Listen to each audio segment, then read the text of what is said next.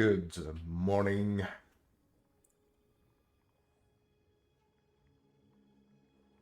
Hello and welcome. You are now tuned into Mountain Fairy Tales. So this is my channel where I delve deep into the world of gaming. And at the moment I am playing Early Access, Path of Exile 2. And you are welcome to join me at the campfire for a mellow session. Alright? Just nice and chill session by the flames, you know.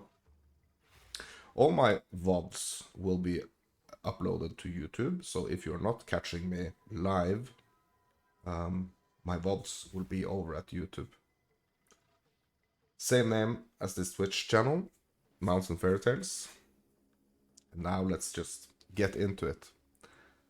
So I was kind of like stuck in this arena right here, in this boss arena.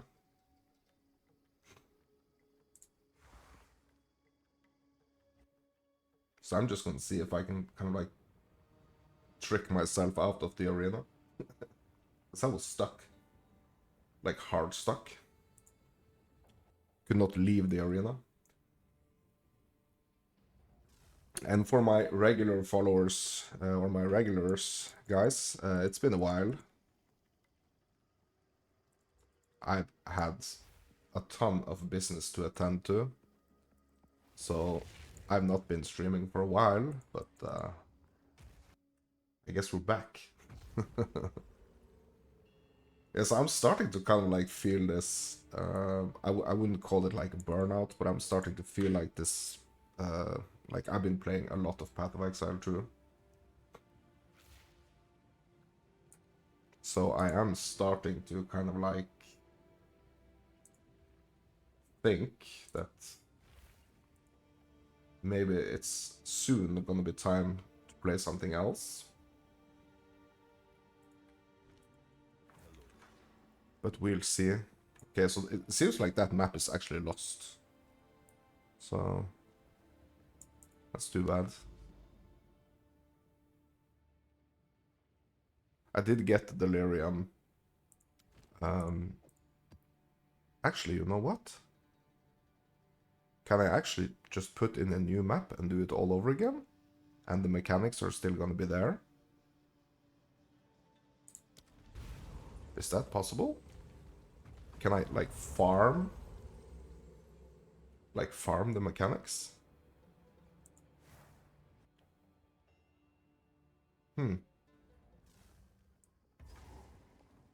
Oh, I guess I can't. But at least I can complete the map so I can just go to that tower. Yeah, so I've been super busy, guys. So today is... What's today? Wednesday? So ever since, like, not like the last Sunday, like 3 days ago, but the Sunday before, I've just been omega busy.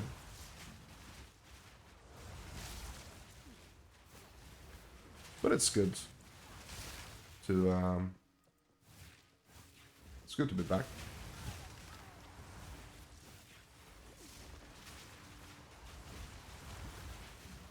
Yeah, so this journey to like level 90, from like 87 to level 90, it's been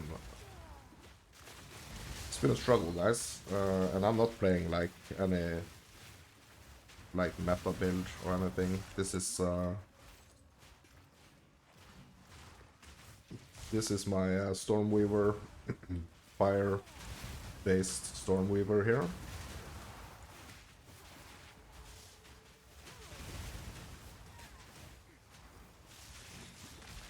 Pretty much the same character I've been playing on stream for a long time now. And I set a goal for myself. I want to get this character to 100. And also, I'm always setting these kind of like super lofty goals. Like, I wanted to have like one character of each class to 100.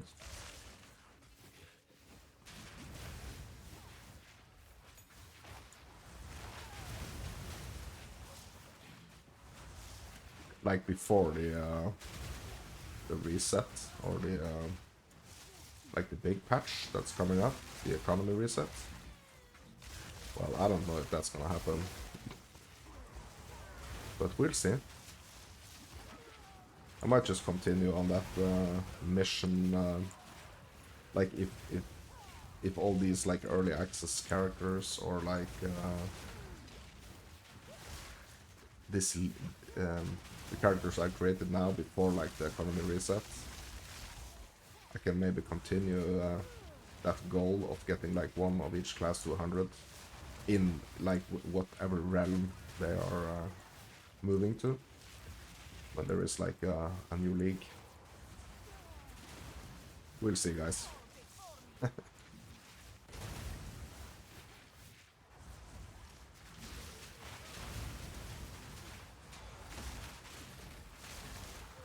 We will see.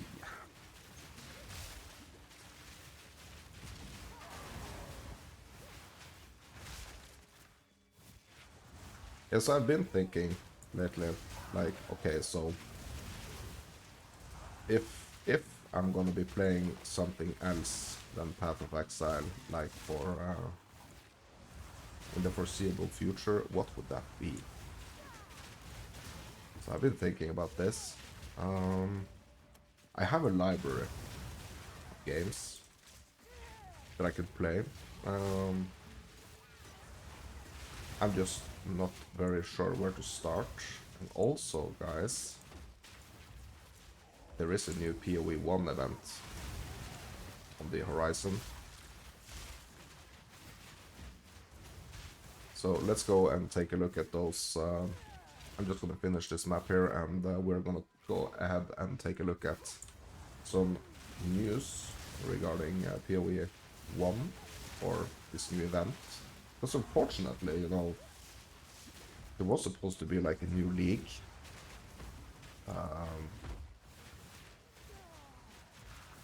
But then they went ahead and announced that that's not gonna happen. Like, very soon, at least. So I don't know what they are doing actually with this like new event thing, because it kind of seems like it's kind of seems like a new league, right? They are switching things up and like starting some like fresh, new and fresh event. And also I'm wondering is like, okay, so this, I wonder if their plan is like, okay, this event is gonna run, so it's like a month. And when that month is over, they are probably gonna be ready with some new like new and exciting POE 2 things. I wonder if that's like what they are planning to do.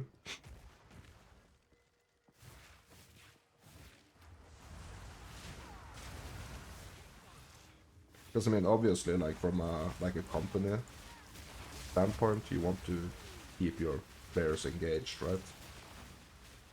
And that means pumping out meaningful and fun content for the players to play.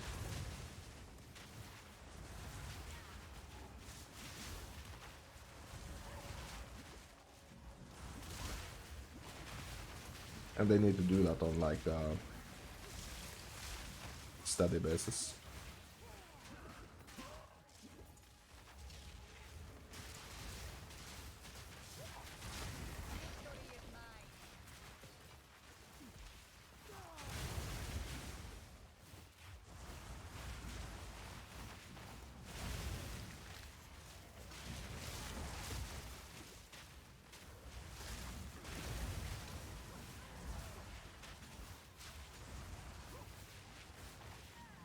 So where are my map rares? Come on.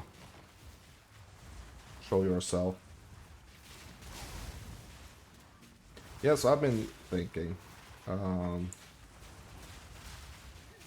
what kind of game I want to be streaming if I'm not streaming, like if I'm taking a break from Path of Exile.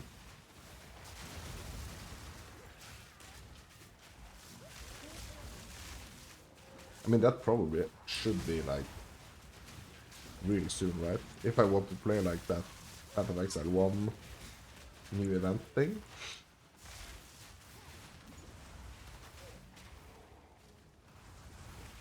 Because that's probably gonna like maybe carry me to like the next POE 2 thing that's gonna be released.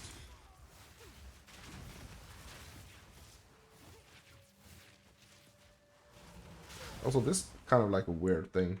So these map rares, like these rares I have to destroy to get like the map complete, like these skulls, these like yellow skulls, even though I've like finished off that rare, like the skull is still there. I think that's kind of weird.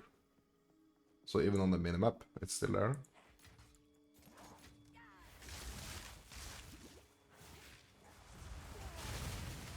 Kind of weird.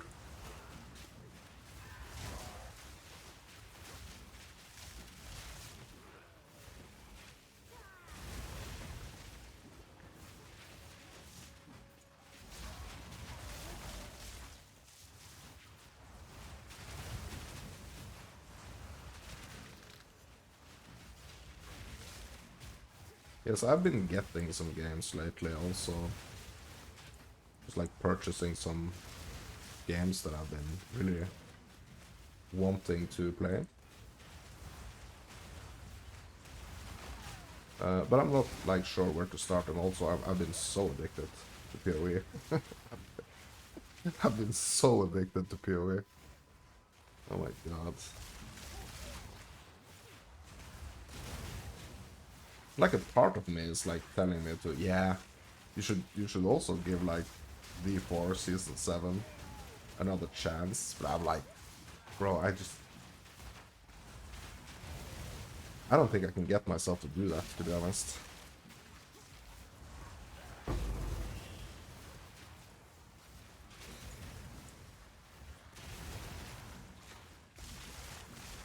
I don't know if I can do it just for the sake of doing it, you know?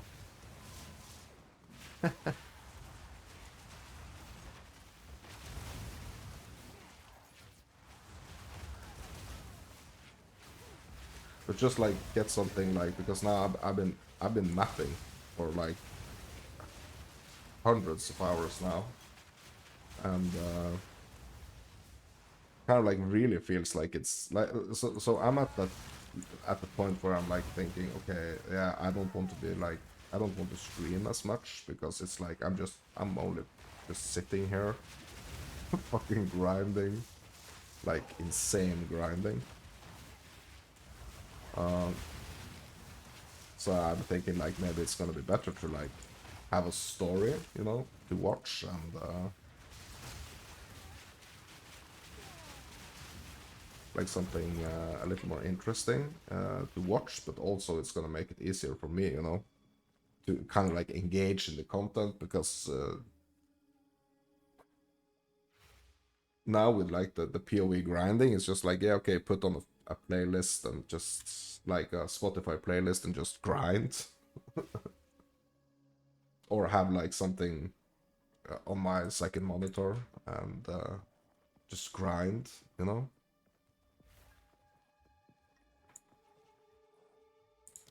But I'm really not sure. I think I need to have a look in my library. I need to have like a good like a good little process. Maybe you guys can join me and we can have a look at the library and kind of like figure out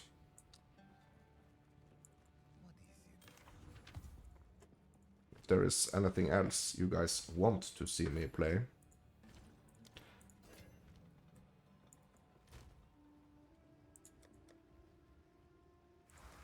Okay, so I have my hunt stash from yesterday. This is just like just a regular tab with like the stuff I actually hoarded yesterday. And I mean, look at it. This is a hoard. Yeah, I'm just like filling in some, or like putting in whatever I'm making today in here as well, as long as there is space.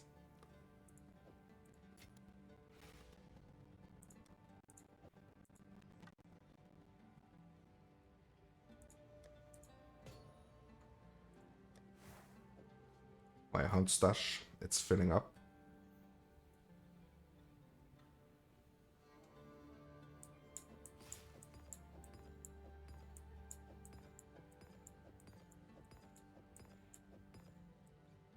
Make room for more hoarding.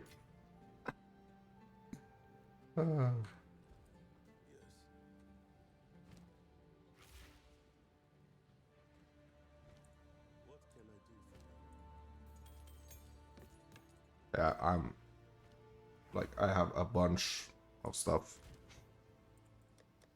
in my stash. I even put up like an extra quad tab just for like extra gems, like uncut ones, and also gems that I already have.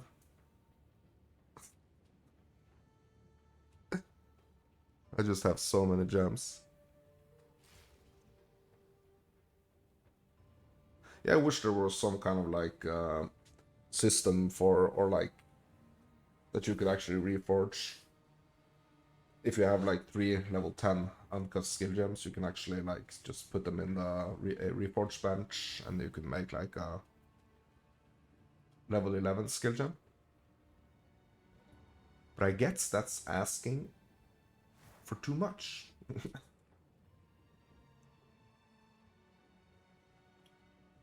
Yeah, and guys, we were actually gonna look at this. We were actually gonna look at this new event here.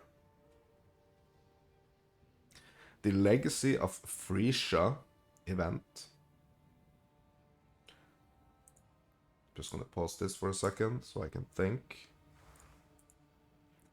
So, since we announced our plans for the Path of Exile 1 event a couple of days ago, we've been working on implementing all the ideas we got for new ascendancies. The event has also received an official name, the Legacy of Frisia, to commemorate the great emperor and the inspiration he gave us, right? So they are actually like making new ascendancies for like the different classes. So I've not been playing POE 1 a lot. I mean, I played like 1,000 hours, but that's not a lot compared to like some of these other people. But the witch is getting a ascendancy, which is called the Harbinger. So become a Harbinger, manipulating the bounds of reality itself. The Harbinger specializes in time magic, as well as summoning Harbinger allies from their home world to assist you in combat. As a bonus, you also get to fly and be blue. Okay. So the witch is like definitely like one of the classes I've been playing the most in PoE 1. Also been playing like a lot of ranger lately, but the witch, I think it's definitely what I've been playing the most. Let's have a closer look here. So this is the ascendancy right here, and like the names are like unveiled, or like in some kind of, I don't know, some kind of like witch language or something. This is kind of cool. Okay, so this first one right here, it like these are the ascendancy nodes. Because I'm guessing actually I'm gonna start like with the outer ones, because that's actually where you're gonna start. So you're gonna have to decide if you want to start with granting a summon greater harbinger of the arcane skill. Okay, that's kind of interesting. Or you could choose to start with 100% increased area of effect of hex skills. Temporal Chains has no reservation if cast as an aura. Okay. Or you can start with immune to curses while channeling. Unaffected by chill while channeling, and unaffected by shock while channeling. Okay. So you're pretty much gonna be like kind of like able to channel without being interrupted, kind of thing. Or at least you're not going to be interrupted by curses, chill, and shock. Okay. You could also start with buffs on you expire 30% slower, and debuffs on you expire 30% faster.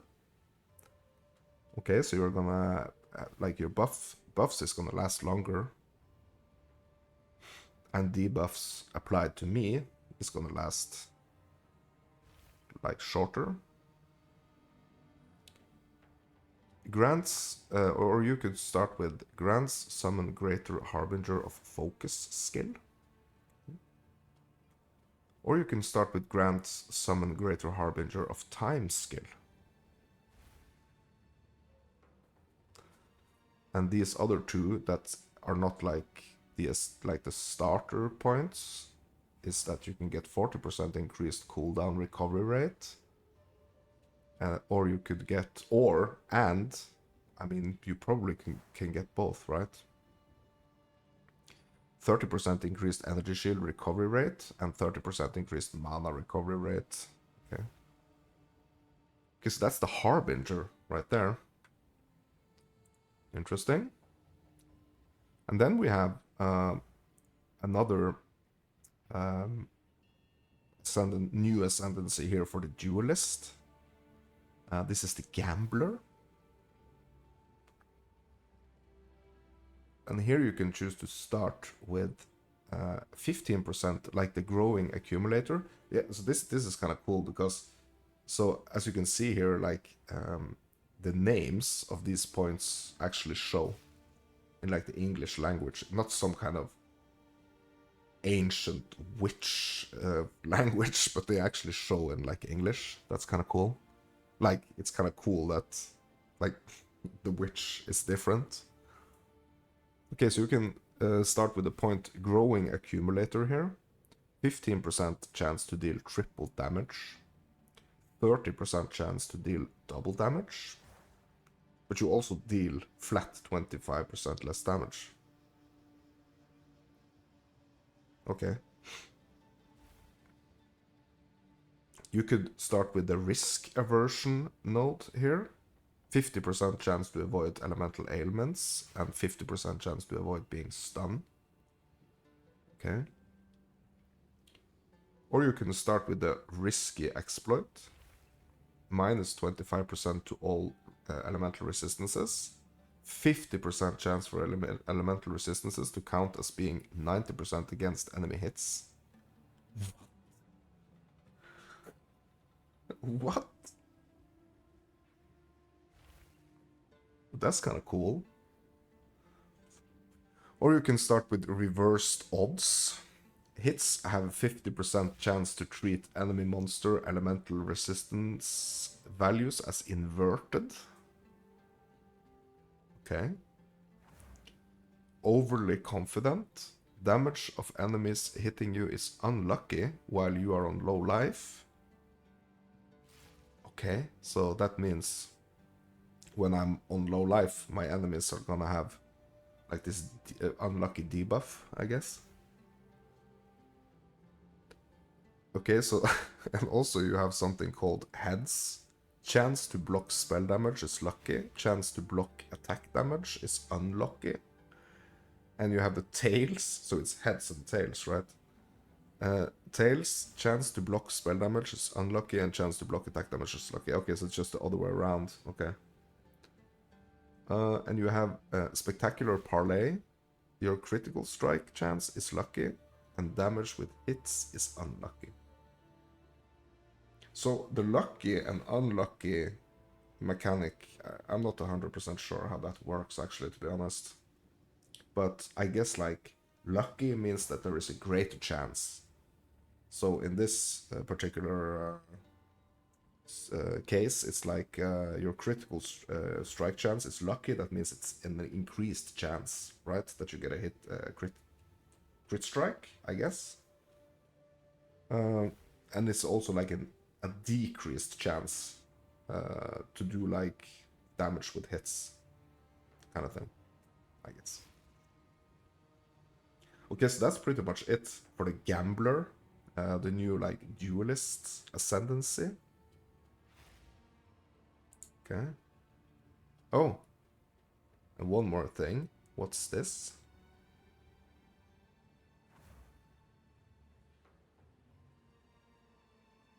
Okay, so which ascendancy should we showcase next? Vote in this news post to let us know. Okay, so now we've only seen like the witch one and the duelist one, so that means there are a few more they need to show. But what is this? Given how rapidly we're putting the Legacy of Frasiers event together, it's hard to be certain on timelines, but we will announce early next week when this event will be running, including as many details about it as possible. Oh, and one more thing. What is this?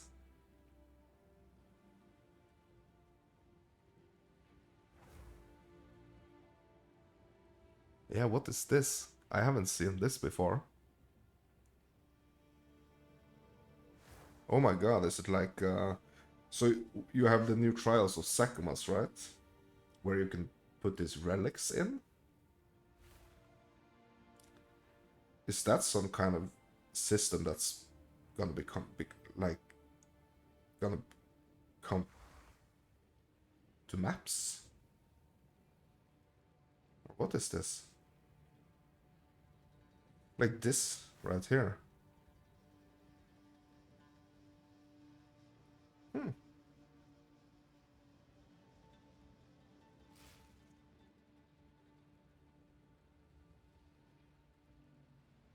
What are people saying here?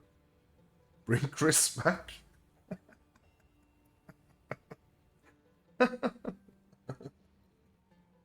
Bring Chris back? Is Chris gone? Bring Chris back?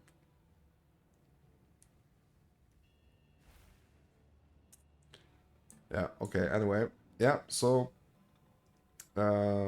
we can vote here on the next ascendancy. Um, Disciple of the Trial Master, servant of Arakali, and the daughter of Oshabi. Okay. Well, I'm not gonna care about this right now. What I am gonna care about is this patch. These, I mean, these are fairly small patch notes, right? For the patch 0.1.1c. So we are currently working on the 0.1.1c patch for Path of Exile 2. Yeah, so now we are back to some Path of Exile 2 here.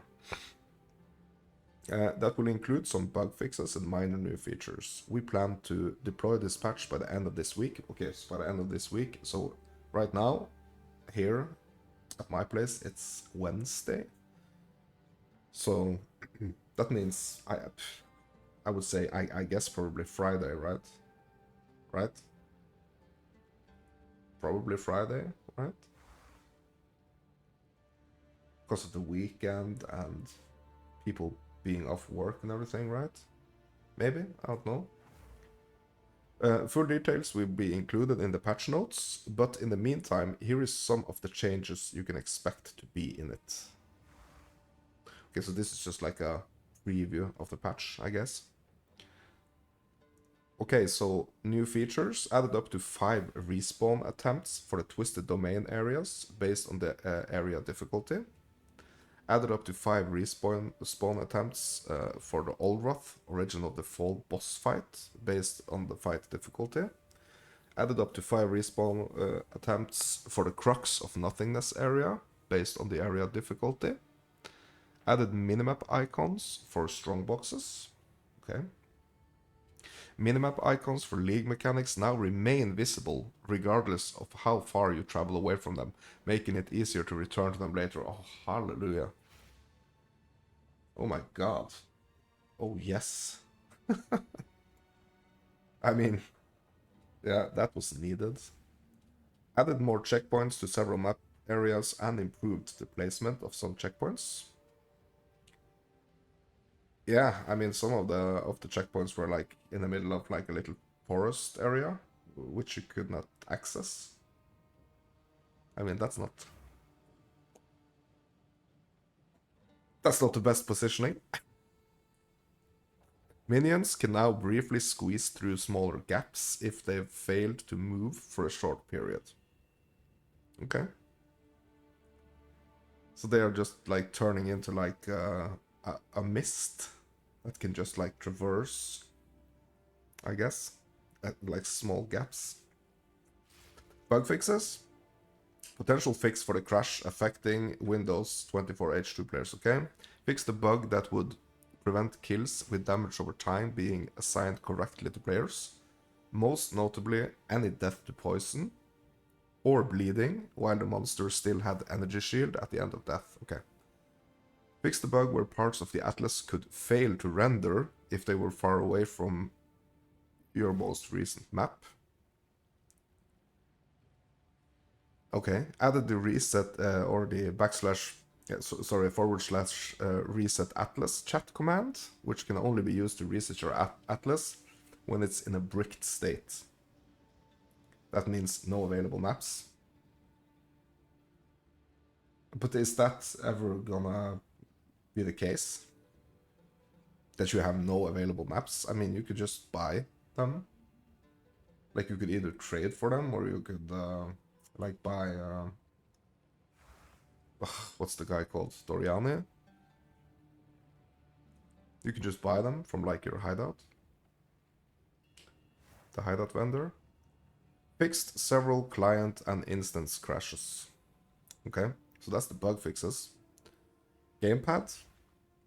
Increased font size of text in various locations when using a controller. Okay. Improved item navigation when using a controller. Okay.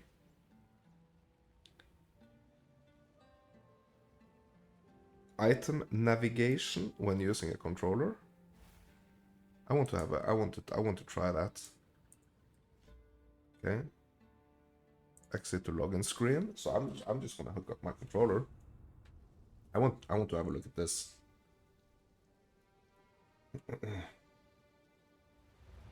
So what does that mean? Item navigation?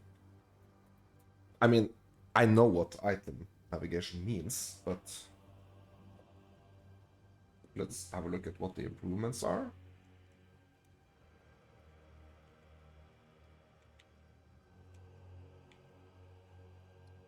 Okay, so my controller is connected. Log in. Yeah. Just gonna do this character. Controller up and running, guys. So I really enjoyed playing this game on controller. Okay, so it was the item thing we were gonna check. Okay. So I have nothing in my inventory, but let's just go to the stash here. Okay.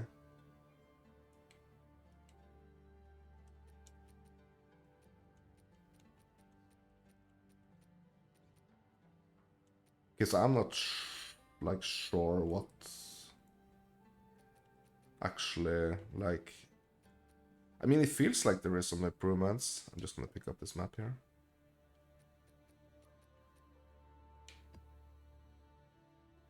Okay, so how can I... Yeah, quick move? Yeah, okay, right. I don't remember if that... that quick move was actually there before.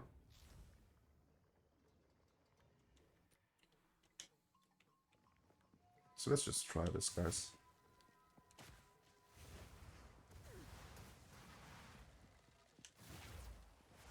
Okay, so I just have to remember where I actually have my like binds here, my skill binds.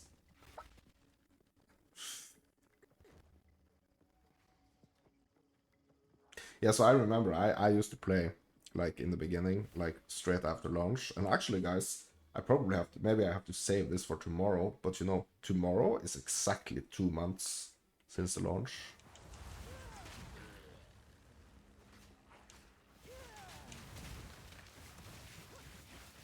I just have to remember my lines here.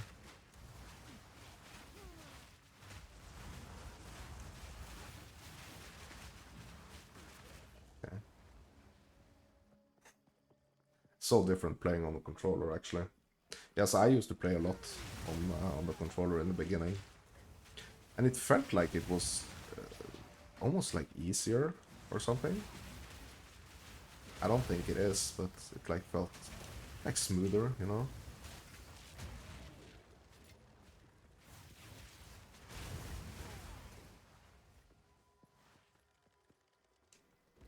Okay, so now we hopefully have some... What the...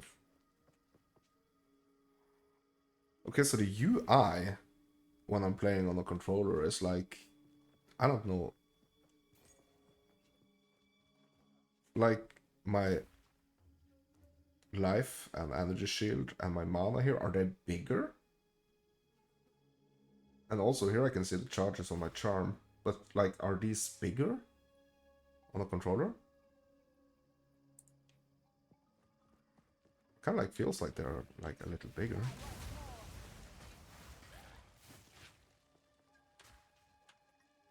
Okay, so I still can't use like my controller in like combination, because that would be like the optimal way for me, at least, is to like be able to use my controller in tandem with my mouse and key. It's like if you just quickly want to go into your inventory, right, and check something or whatever. But I mean, I guess that's what they're trying to, probably are trying to fix, right? Like that being easier. Oh shit, I'm using my flasks here. So I can't remember where... What did I have to press to like get my map? I can't remember. Oh yeah, okay, so it's this one.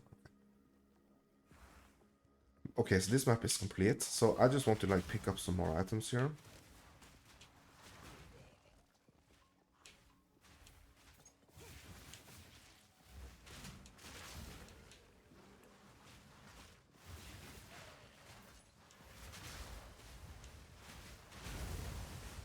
Just to see.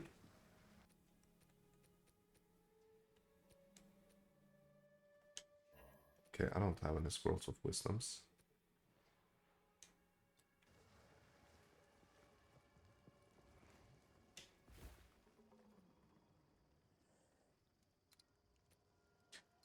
What? What is this? What the heck? What's that? What's this eye here? Label visibility? Oh, okay, yeah. It's like my, what's it called? My loot filter, I guess? Or something? Shit. Okay. Um,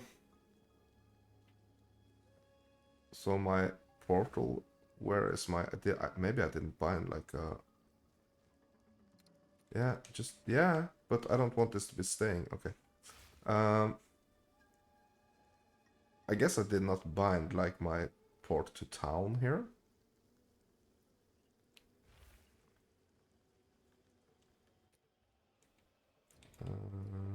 Skills, right? No. Set skill bind.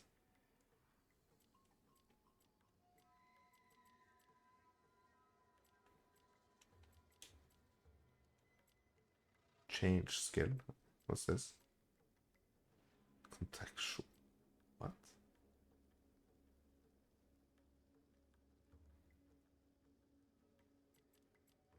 Okay, so up is not bound to anything, so I can select my skill here, portal, right? Right. So now I can just use my up button for my portal. Okay, that's nice. Nice. Yeah, so now I'm gonna go to Doriani here. Sorry, Doriani. Oh my god, this is... Doriani. Identify items, okay. I'm gonna go over here.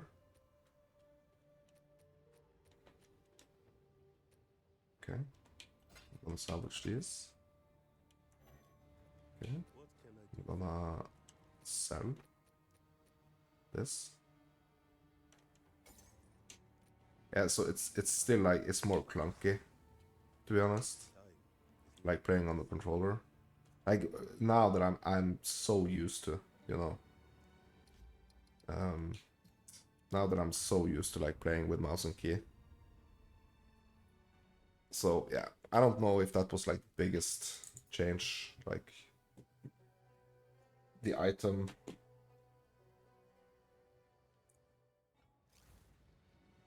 navigation. I'm not sure if that was like the biggest change, to be honest. Okay, so there we are. That was the preview. Um, these are some of the changes, so I'm guessing there are gonna be more changes.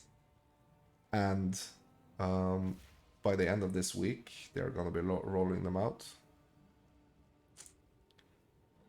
Okay, so I'm looking forward to that. Now let's get back into the game, shall we?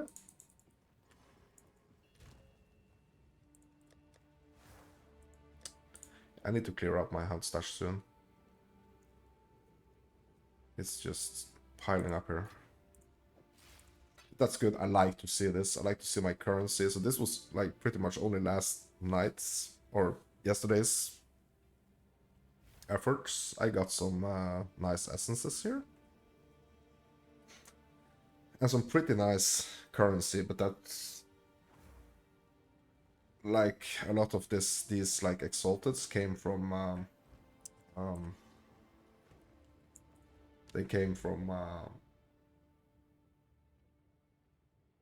did I complete this? Yeah, they came from like items that I actually traded or sold. Yeah, map's complete. So I actually sold some items. Yeah, I'm gonna make this tower a bit harder here. So my strategy at the moment, so like I'm like the maps that has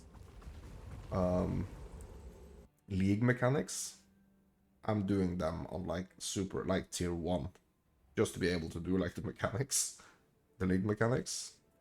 And I'm doing like the rest of the maps I'm trying to do like higher tier, like tier 15 for the experience.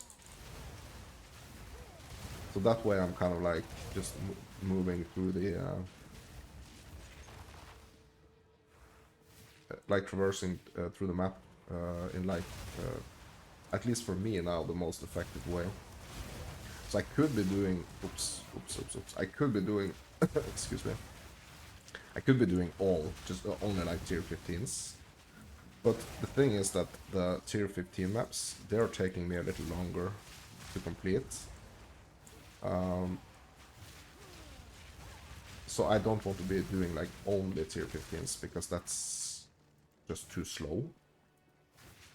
So I am doing like the league mechanics maps, and like even if there are some like horrible maps, like some really nasty maps, I might just like bump the difficulty down. But I do want to for like these maps with like not a lot of mechanics in them, I do want to keep them at like tier 15, like the highest I possibly can go, just for the XP, so I can progress.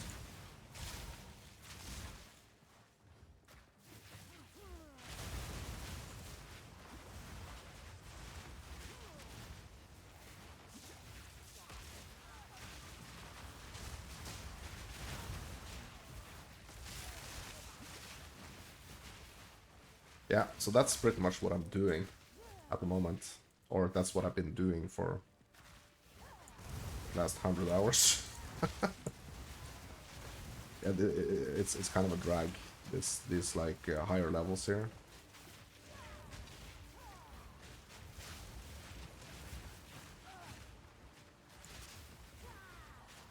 But I mean, it could be an explanation to why that is, actually, to be honest. Okay, so I'm just gonna leave, replenish my flasks, and come back.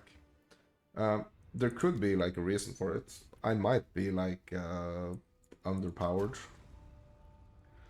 or you know, that could be kind of be the case. Like maybe I could do some upgrades or do something, some tweaks to the build to make me be able to do like the tier 15s faster. But I'm kind of like at the spot now where I feel like, okay, finally I'm kind of like I have kind of like a direction and a vision. So I did try to do some of the citadels, but they were just like too damn hard. So I've kind of like decided to level, do some more leveling before I go back into the citadels. So I'm thinking like, when I reach a point, like now I just want to like path to have like those, to have like the citadels available to me. So when I'm actually like able to do them without struggling way too much, I'm gonna have like a bunch of them available. So that's pretty much what I'm doing now. I'm just trying to like open the way to the citadels, and when I'm kind of like ready to do them, I can just do them back to back. At least that's the plan. So I can't remember exactly when I tried to, at what level I tried to do like my last citadel, but I failed. So both the citadels, I think it's only two I've tried, I failed. So I don't want to be going in there again and fail. So, or at least like feel like I'm underpowered, like really underpowered.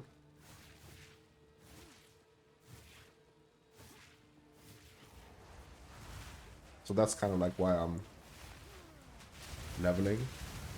This build that I'm playing, it has, I have felt like all the way through that I've been like underpowered.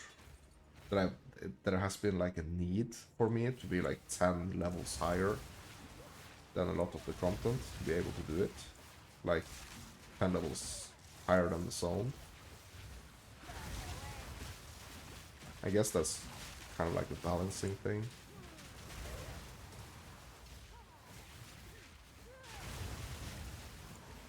But I've kind of like just gotten used to it, and now so I'm kind of like just adapting to the situation. So I know that I need to be like like really like a higher level than the content and the zone I'm trying to do.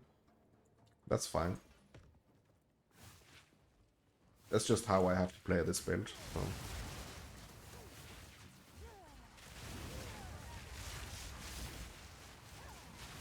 Or at least that's how I'm like preferring to play. So I could go in and like super struggle. Like I could have gone in and like super struggle way more, like making the content a lot more difficult, like from an earlier point. But I felt like I was doing that a lot in the beginning. I was doing like constantly like hitting a wall pretty much of like what I was actually able to do, like difficulty wise.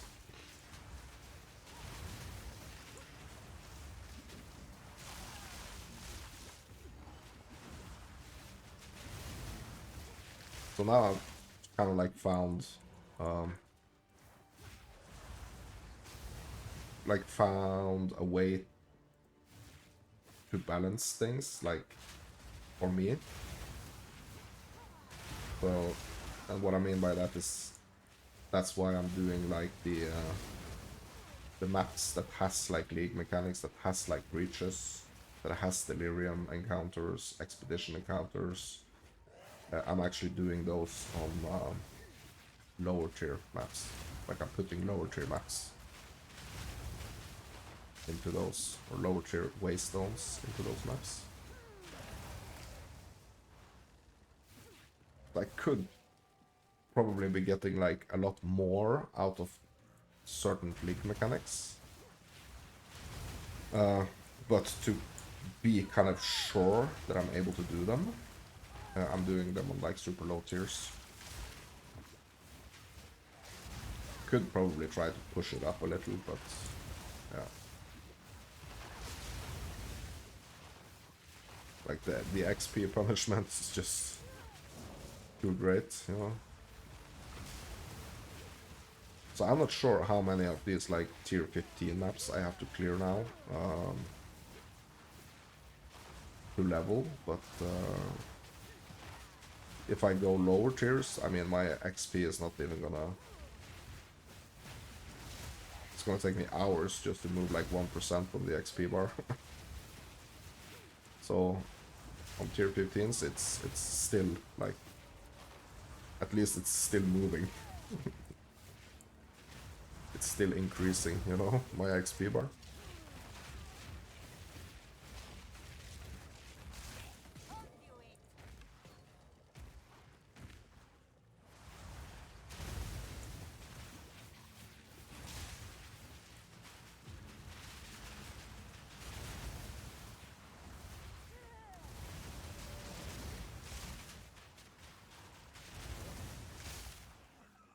And also I'm practicing just my logout. So I'm doing my logouts also quite effectively now. So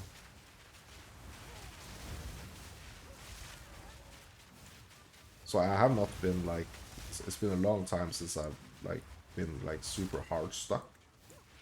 Like in some maps there are some enemies that are life regenerating. They can kind of like be a little pain in the butt still, but yeah. So some of those maps I'm just skipping, just like taking another way around, or like, yeah. I mean, it kind of sucks, to be honest, that I have to do that, but and I don't know if that's like intended,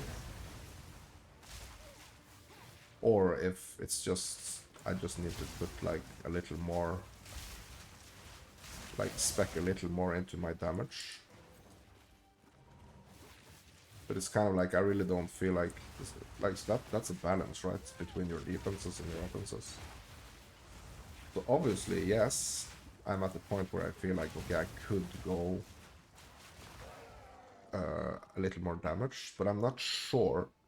Like, I'm a little scared that that's gonna make me like even more squishy. Like to the point where things actually can one-shot me, or like almost one-shot me.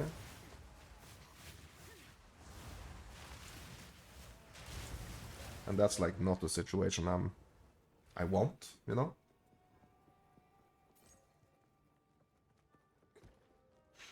So I do want to stay like fairly tanky.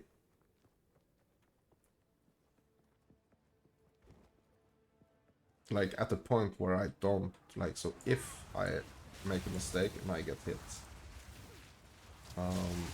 that's not gonna like one shot me. You understand what I mean? So I like really, just really want to be at that balance point where I feel like I am doing damage. I am not one-shotting everything, and nothing is one-shotting me, but I'm still doing like effective damage.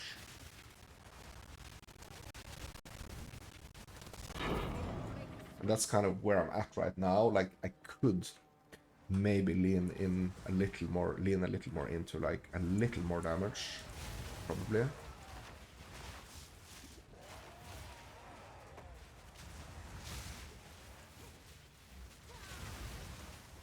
But that means that I have to be on point on my rotation. It means I have to pay attention to when I'm able to go in and cull and don't get stuck, you know?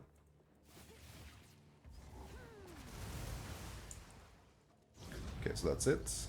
Tower's complete.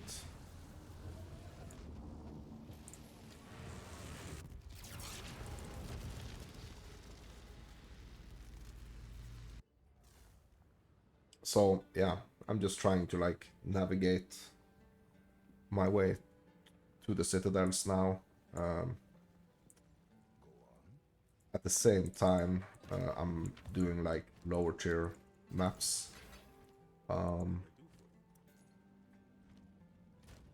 for being able to do the league mechanics, like the deliriums, the expeditions, and the breaches.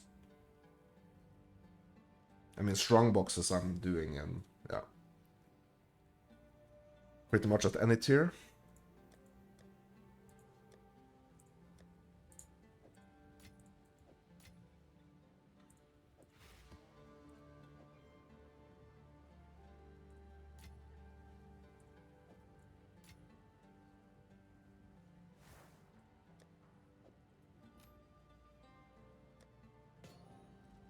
Pretty much. Okay, so let's just load up the tier 15 here. So I have one 15 and I have one 1 right here. So I can just have a look at the map and see like what the next thing is gonna be. Oh, here we got the breach. Let's do this one. So I'm doing this on the low tier just to make sure that I can do the mechanic right. So I've been able to do some breaches lately, and that's been a big one for me because for the longest time I was not able to do them, you know? I had to hit my late 80s level-wise to be able to do the breaches. On low tiers, that is. So it's still, like, the situation is still, like, I can't do them in, like, I guess maybe I can do it, I don't know, like a couple of tiers higher, but, yeah. I'm just not risking it right now, to be honest. So I know I can do them on tier 1. So I'm just gonna keep doing it on tier 1, and then I'm gonna, yeah, just slowly start to try to do them on like higher difficulties. And some of these maps are just like way like harder than other. I mean, that's fine, but yeah. So even though I'm like just sticking to like tier 1s, it's like some of the maps are a lot harder than others.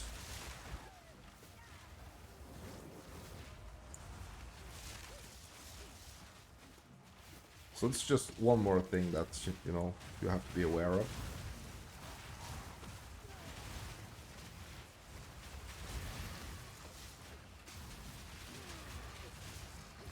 Like certain maps are gonna take you longer, so like if you're just going, like if you just want to go like zoom, zoom, zoom, zoom, zoom, you know, there are certain maps you should be doing, but at the same time it's like, I mean, you are moving around and trying to find all these different locations, so you can't, you are not gonna be like hard stuck or like staying too long. I mean, what you can do, and what I did actually as a strategy for a while, is like not completing the map. Like just make sure that you don't complete the map, and you just port out and you insert like a new map into the same node, and you can just keep doing like the same node over and over again. Like you insert a new waystone. Same tier you could do if you want. And you can just keep like grinding the same one. Like just make sure you don't complete the map.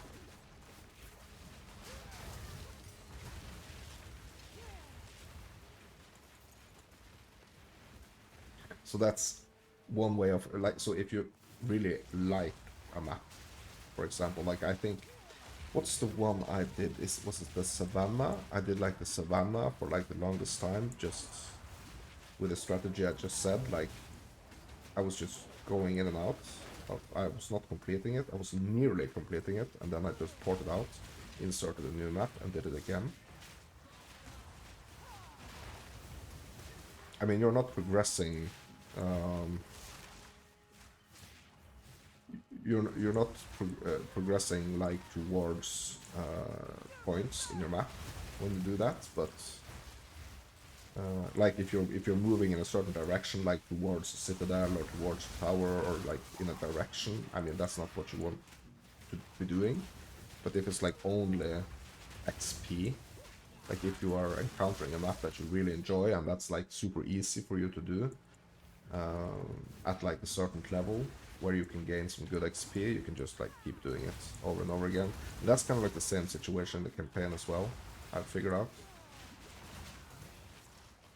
So if I'm making good XP in a zone, there is like, to me, no reason to like, at least the way I'm playing, I'm just staying in that zone, just farming, you know, just farming the XP. Because it's an easy zone that I can just be doing over and over again, you know. It's gonna make like the next zone easier as well. So you can be on like a steady course with your XP.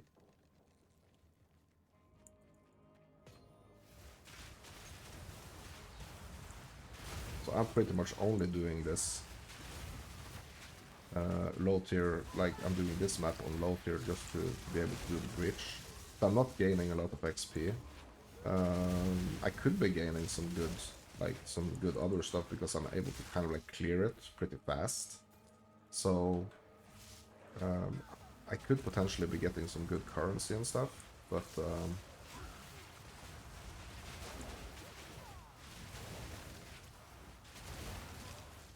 not always, you know. Sometimes when I do these lower tiers just to like do league mechanics and stuff, it's like pretty much whatever I'm getting from the mechanic is kind of like my big takeaway.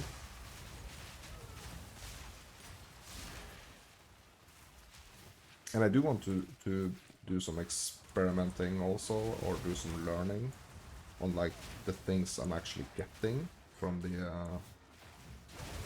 different league mechanics.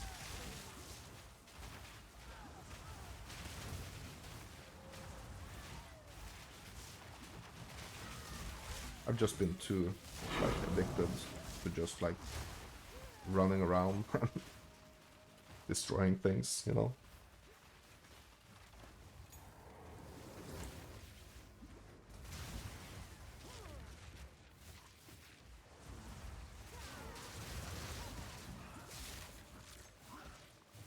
Okay, so where is this bridge? Come out, wherever you are. I'm here for you, bridge. That's why I'm here.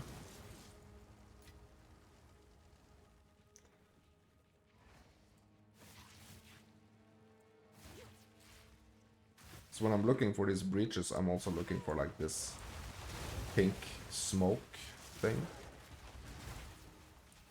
That's how I know it's nearby. And also there is this like new change that's coming up with a patch, I guess, is that when you discover a league mechanic, when you discover a breach, an expedition, or rituals, or delirium, actually. So when you discover like one of them in a map, they're gonna show. So like even though you move away from it, it's still gonna show on the map. So it's gonna be a little easier to like, yeah, to find your way back if you're all of a sudden halfway across the map doing some other things, you know.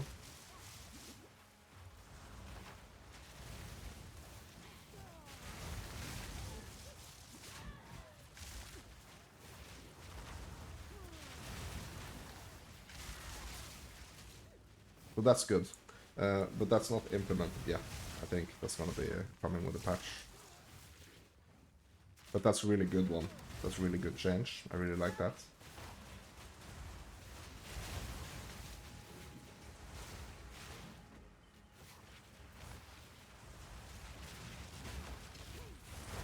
Yeah, so as I said, guys, I've been super busy last week and a half, so I haven't seen you guys a lot past week, but I'm enjoying being back to some streaming, and I hope you guys enjoy that too. Make sure if you are, if you want to like have the content I'm producing available, make sure you head over to my YouTube channel, Mounts and Fairy Tales, same as this. Twitch channel. And make sure that you hit the subscribe, you like the video and comment, helping me out.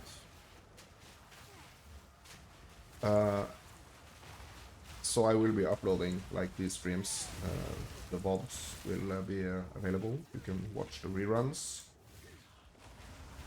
over at my YouTube channel at your leisure.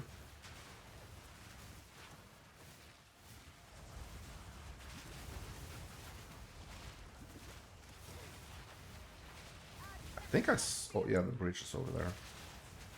Did they actually, is that change actually already in effect?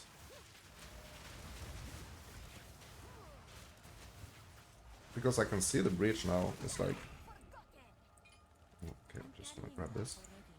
So I can see like the breach is over here. So if I move away, like at some point that like the icon would disappear before, right? It doesn't seem like it's disappearing now. So I'm pretty far away now and it's still there. So I guess that change is actually live already.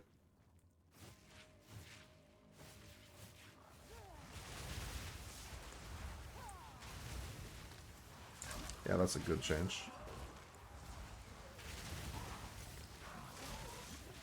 And they've also added like more waypoints and stuff because, I mean, that was not working too well, like how it was. I think there still needs to be, or there still should be some more checkpoints, to be honest. Okay, the breach is on.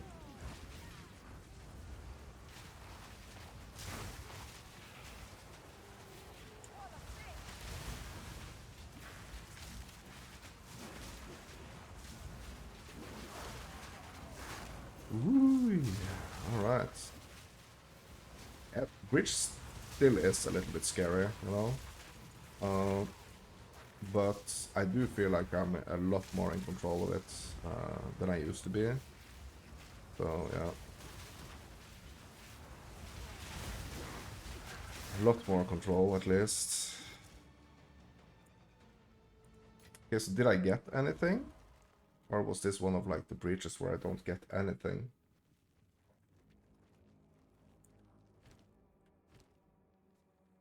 I didn't get anything, I think. I did a bad job, guys, I think. Yeah, so also, guys, another change that I'm gonna be making is that I am gonna be making some changes to like the length of most of my streams because I do want to be streaming as often as I possibly can. I'm not going to be able to stream for like 15 hours every single day. So I am going to be doing some changes to that, and I'm going to try to be focusing more on like the quality of what I'm actually doing in my streams and stuff. That's kind of like the plan. So I will be going for like maybe I mean, sometimes obviously I'm gonna be streaming like a lot, like many hours when there is like something to really talk about and dive into. But except from that, I think I'm gonna be trying to keep it like around 3 or 4 hours ish, my streams. Then it's gonna be easier also to have more quality, and I think that's kind of like better instead of me just like having 12-hour streams, only like communicating with you guys for the first like couple of hours and then just kind of like going into the stair. So I'm kind of like thinking of doing that also because I do want my content to be like something like you can just put on and just have in the background, just chill, you know, listening to me talk and talk to you guys and talk to myself. I'm an expert talking to myself, self-proclaimed expert of talking to myself. So don't you worry. You don't have to come in here and be chatting with me. You can just listen to me ramble. if you want.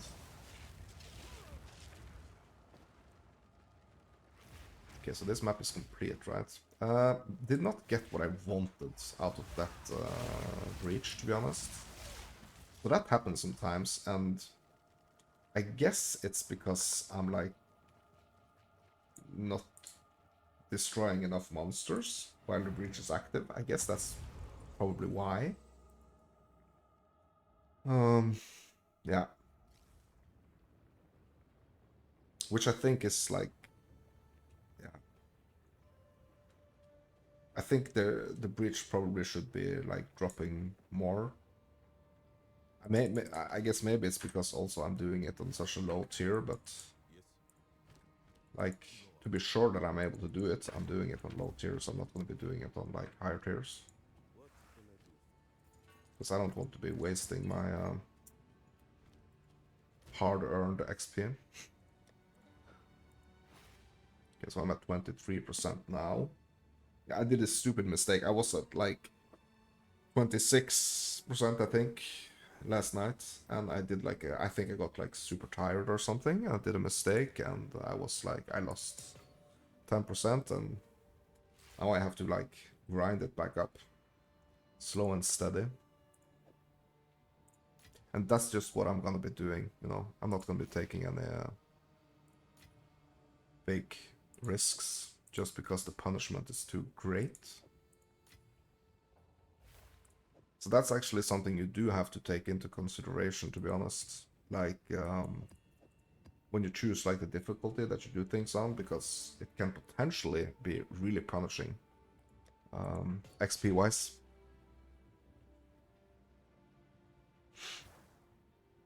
Yeah, so I hope, guys, that you are liking like the thoughts and the changes I'm trying to implement into my streams. So also that it's gonna be like easier and more like bite-sized, I guess. More like bite-sized to watch later if you watch it as a VOD as well. So kind of like trying to make it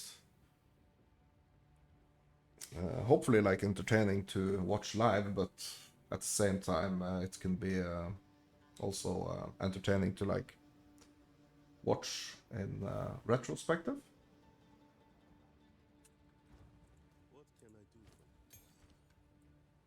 Okay, so what are we doing now? What is the next thing we're gonna do now? Okay, so I did the breach. Okay, we have a delirium here. This one has a boss and a delirium. This is the savannah. This is my favorite. Let's go to the savannah here. Do the delirium. And hopefully we can get some juice out of the the delirium. Since we did not get anything out of that last breach. Yeah, so the delirium is there. I know where it is. Also, with the new changes, it should stay on the map. So I'm just gonna kind of like clear the area surrounding here. And that way I can like just keep... When I pop the delirium, I can just like keep moving without a bunch of like interruptions. At least I think that's a good thing to do. I'm not sure. Because the delirium is spawning different monsters, right? It's not like the regular map monsters. Right?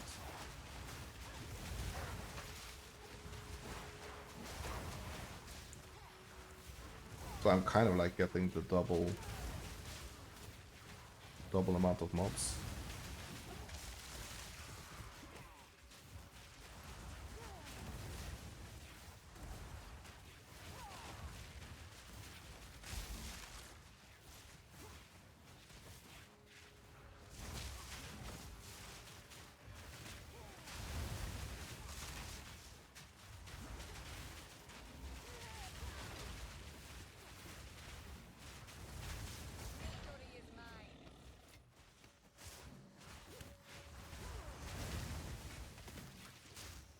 And also when like things are going into like kind of like semi-slow motion. I don't know if that's like my computer struggling or if that's like if it's intended to be like that.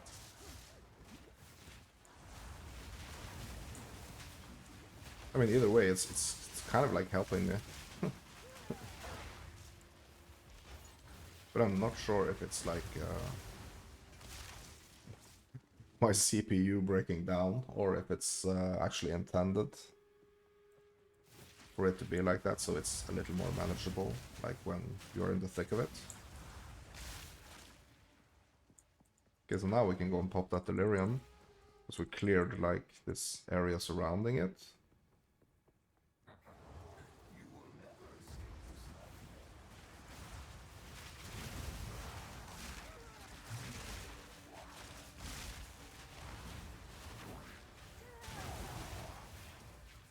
Let's move and see if we can find like the mirror glass here. That's kind of like what I'm looking for here.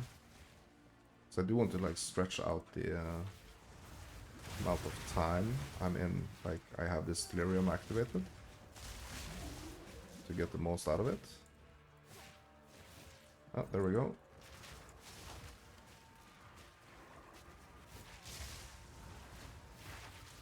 Oh shit.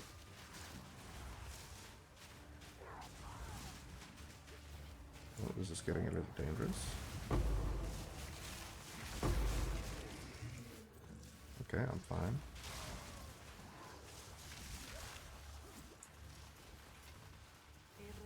Because now the counter starts, so I want to stay in like the fog here.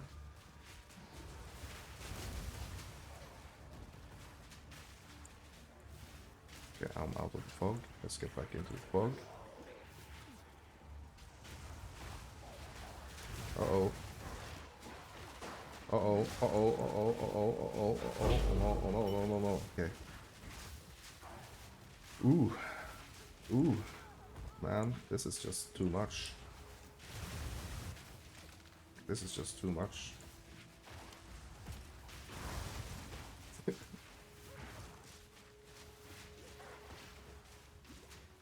I need to make sure that I get like the stuff from the mechanic here. I think it's marked over there on my map, like that little gold circle.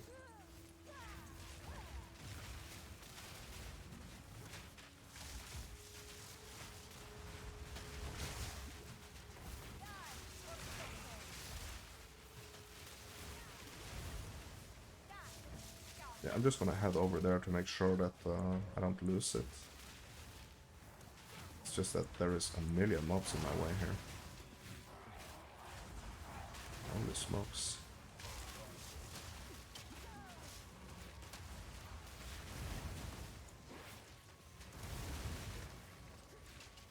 Yeah, I have pumped up like the amount of like the pack size.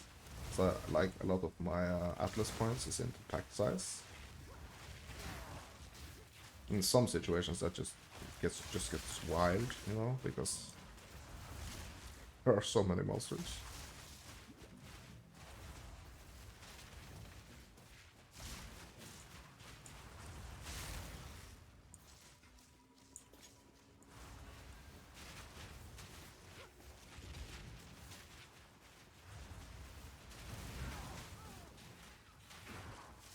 Okay, so I got those things from the delirium. That's good.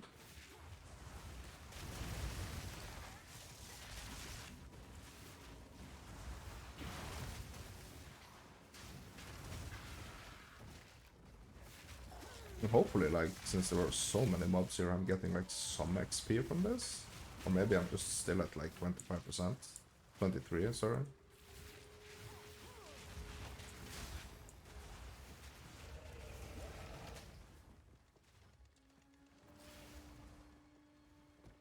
Getting some gold. Yeah, so that's kind of like how I'm doing. So it's like I'm slowly getting this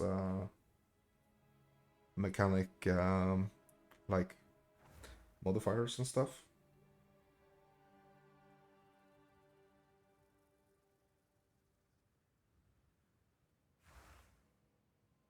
Layers of delirium, yeah.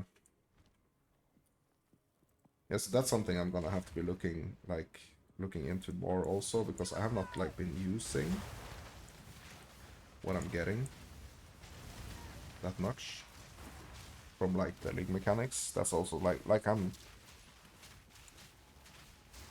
I haven't done any research into that yet.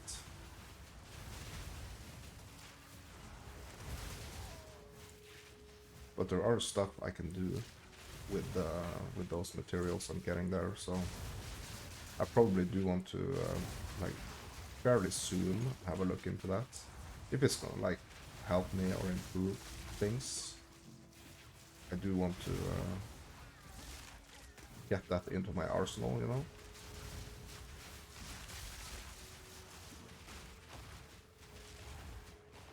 Understand like the reason for why you want to be doing certain mechanics and stuff, or at least like get the materials.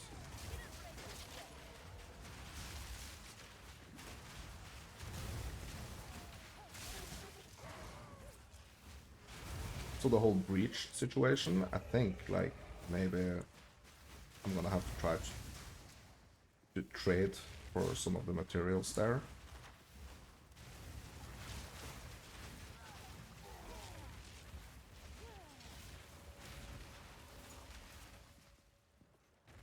I think maybe that would be a good idea.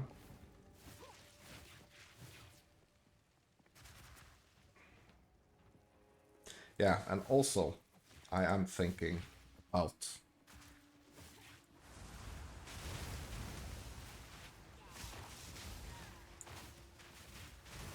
obviously the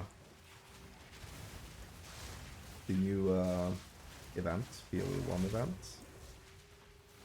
but also I'm thinking about another game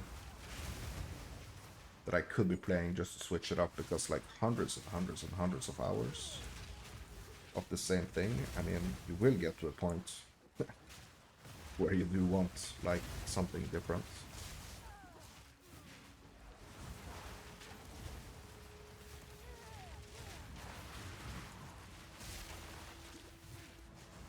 Even though my lofty goals of like every class to 100 is still like looming in the background, hanging on my shoulders. It's just like also like a time, you know, time thing.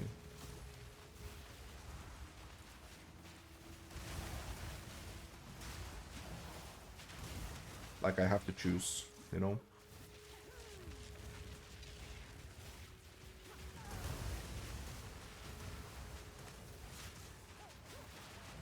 And having like a start and a finish to things, I think that's a good thing, you know. All in all, having a beginning and an end, you know. It's good to feel like you have something that's like you're never gonna run out of like things to do, like content and stuff. That's good. But there is like a fine line between that and like not doing anything except that thing, you know?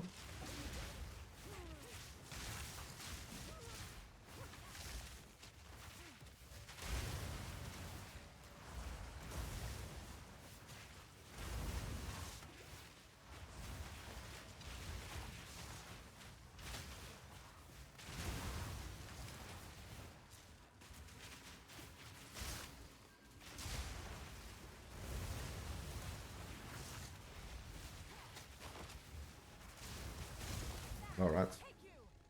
Oh, we have a strong boss. One more map rare here.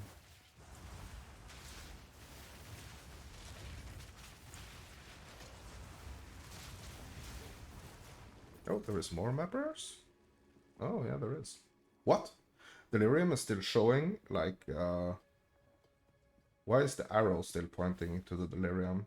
I've done the Delirium. What? Yeah, that's kind of weird. So it's pointing towards it as if I did not finish it.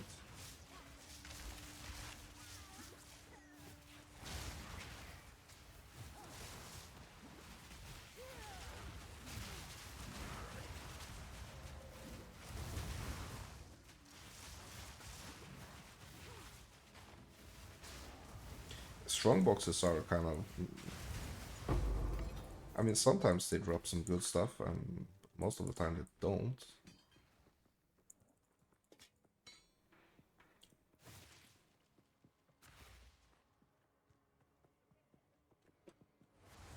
Could just be my magic find. And my low tier here that's messing it up for me, but yeah. I do want to be effective, you know. I do want to feel like I'm getting something for my time investment. And if I'm not getting, if I'm not getting XP, like, I do need to feel like I'm getting something else, you know, unless it's just, what's the point?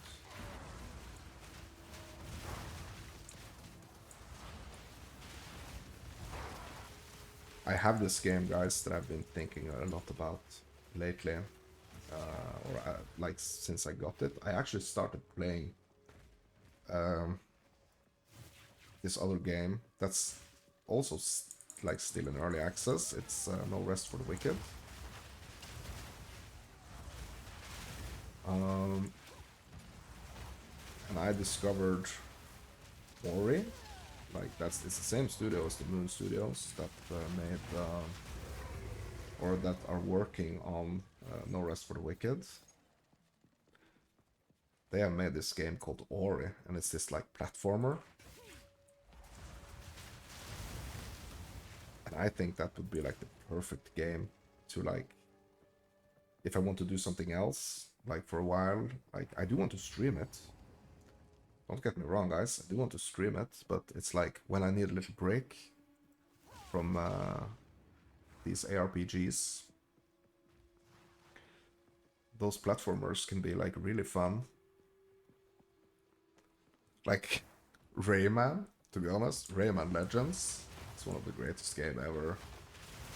One of the greatest games. Like, and also you have like the time trials and everything. I wonder if there is like a Rayman community or something, because that platformer is just insane. It's so fun, you know. Fun for kids of all ages. But I wonder, why is this Delirium still showing up? Oh, no, it's not. Okay. Weird. Oh, strange.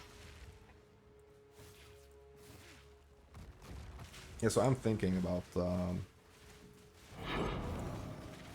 trying that out, actually. And I think I'm gonna be doing it later today, to be honest. Play some Ori for the first time.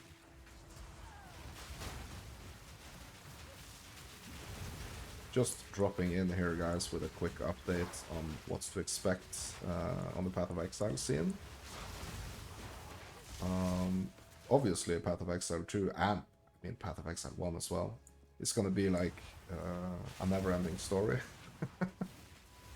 So there are a lot of other games, you know, that needs to be played, that needs to be farmed, you know what I'm saying?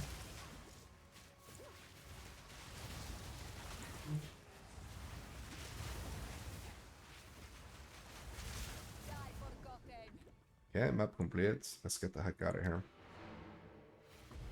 Yeah, so there are other games to be explored, guys, and I've almost sunk 600 hours into POE 2 since early access, and yeah.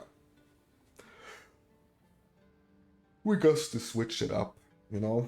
We got to switch it up. We got to keep it fresh.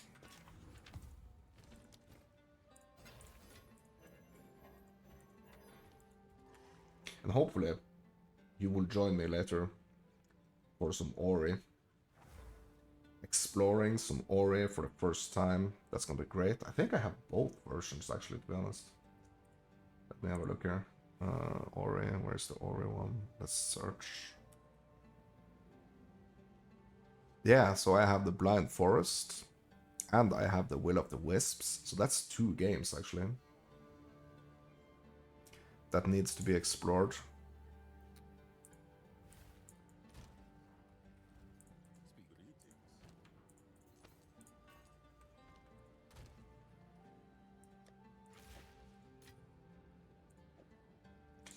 Da, da, da, da.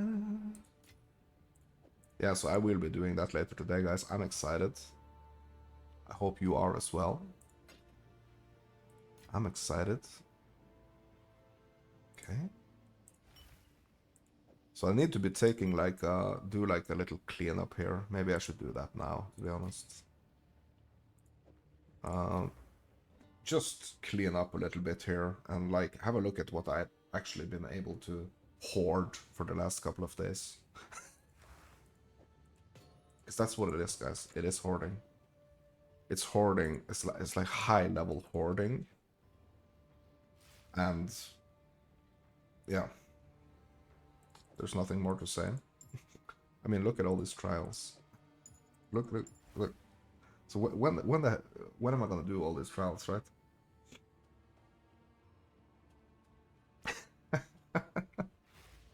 When am I gonna do all these trials? Okay. Oops. Okay. So how is the cash situation here? Almost 1.2 million. Okay. So let's just grab these things here, guys, and see what we actually was able to hoard. I did get one divine last night. Yeah. And a bunch of exalts here. Let's just see here. Okay, so I'm just gonna put this divine into my stash here. So I have 5 divines at the moment.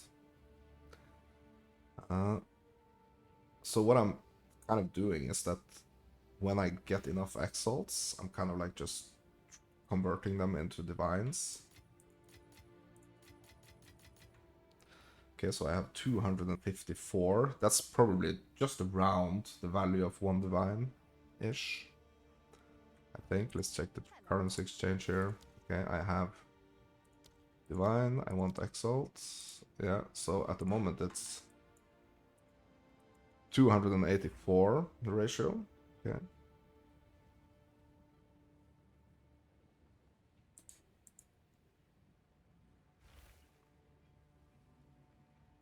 Okay, so around 280-ish. Okay.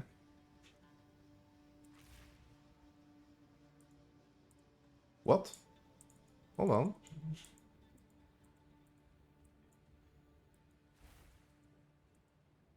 $283, okay. Yeah, so this is kind of changing, like...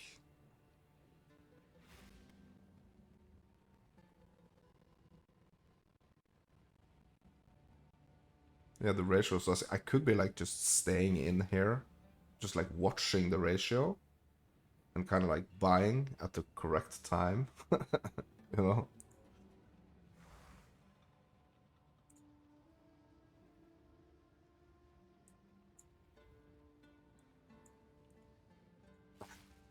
I could be. Okay.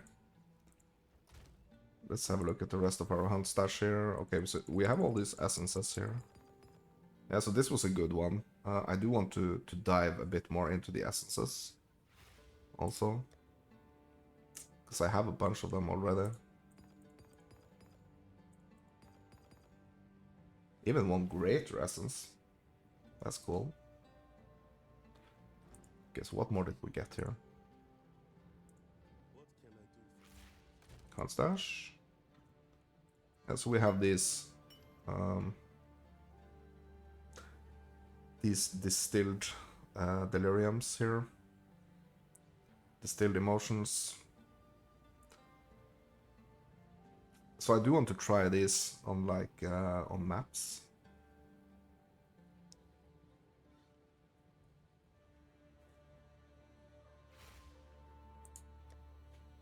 I also have quite a few of them already. Seems like the Ire one is like the one that's dropping the most. I mean, since I have like 12 of them, right?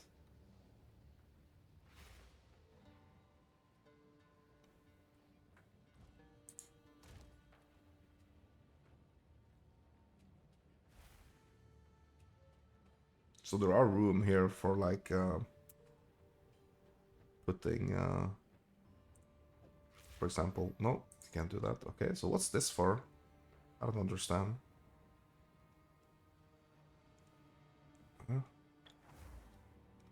Because I do want to try something here with those emotions. So let's grab a map here. Just a super low tier one. Like a normal one. Let's go to the delirium here. Oops. That did not work. Oops, that did not work. Okay. Because I only want one here. Yes, okay. Because I can combine this with a map, right? With a waystone. To get layers of delirium. Right? So if I hit this map with this here, what's it gonna do? Nothing? Oh, instill? Okay.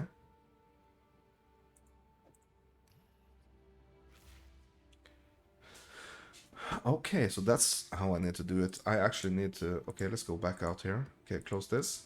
So, I need to right-click this emotion. And I insert my map. And I insert this. Okay. 20% increased magic monsters. And players in area are 7% delirious. So I have no idea what that means, that I'm delirious. But let's try it. Okay.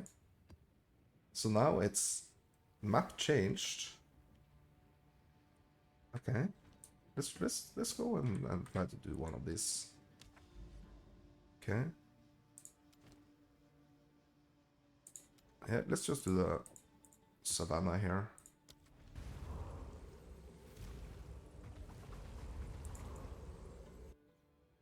Let's see what this actually does. Oh. Would you look at that? Okay, so I'm like constantly in like a state of delirium here. Is that the thing? But I'm wondering, does that mean that these monsters are gonna drop like more of like the delirium currencies and stuff? That's what I'm wondering.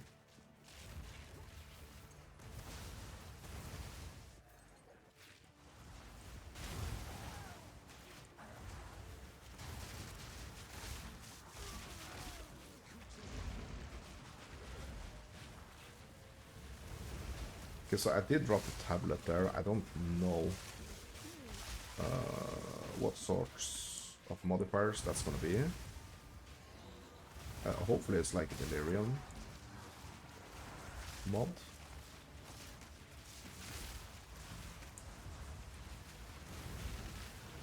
Ooh. Two of these like flame beamers on me right now. Not good.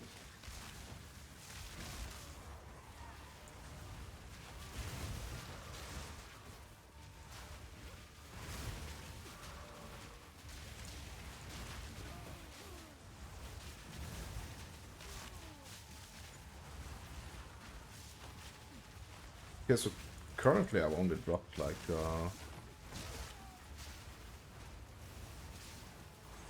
tablet. And I need to go in my inventory and check out if that's like actually a delirium modifier tablet.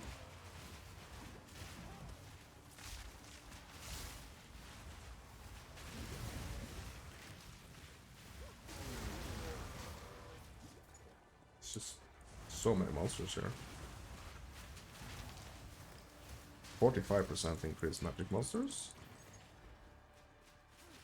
7% delirious. Yeah, what does that mean actually that I'm 7% delirious? Okay,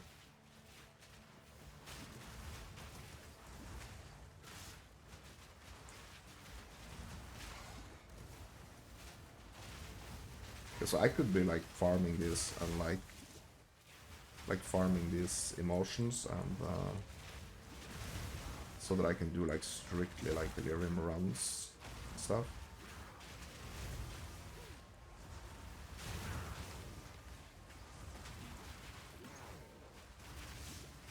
And also I wonder if in POE 2 if this is like the same, if it works the same way, like you can, like the breaches and or like the league mechanics, if they work in like the same way. POE 1. That you can mod your maps with these, you probably can, right?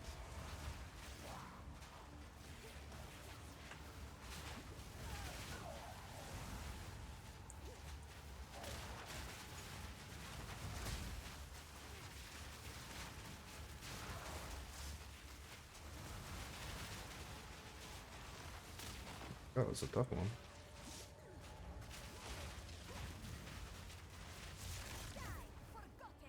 So let's take a second here. Okay, so precursor tablets. Okay, unidentified. Okay. At least the maps are irradiated, so that means that the monster level is gonna be like one higher.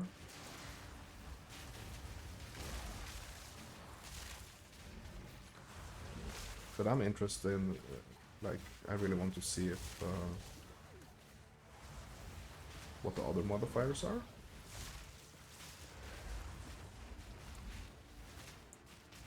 And like, what is this 7? Like, is this 7% delirious state? Is it only giving me like the magic monsters, or what is it doing? Is it like the potential to, like, if I finish the map, like, am I gonna get some more emotions, or yeah, there are some questions that needs answer, guys.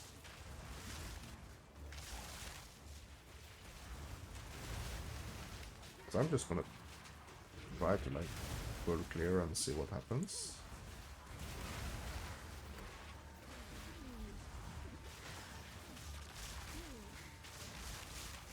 So like when you pop like that mirror, like mirror of delirium in your map, it's like you have to stay in the fog and you have to, yeah, you know, keep it going so that you can drop like more stuff.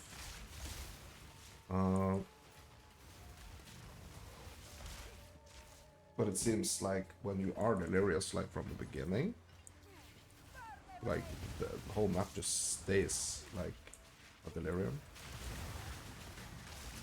But is it dropping anything? Like, is it only giving me like more magic monsters, or? Hmm.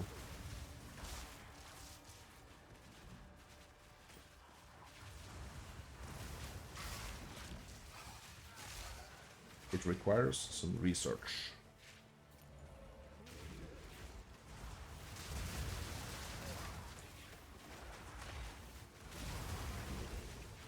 I wish that it was actually dropping more, like not only like staying like this foggy and gray and stuff, but that I could actually see like that I'm dropping something.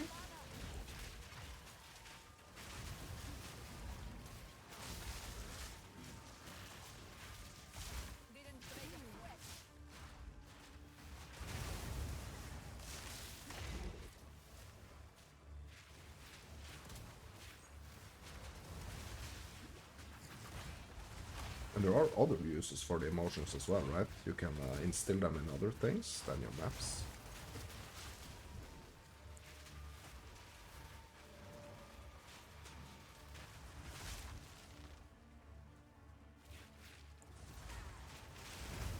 But it does not seem like it's like dropping a lot of just like raw materials just from like the map being delirious.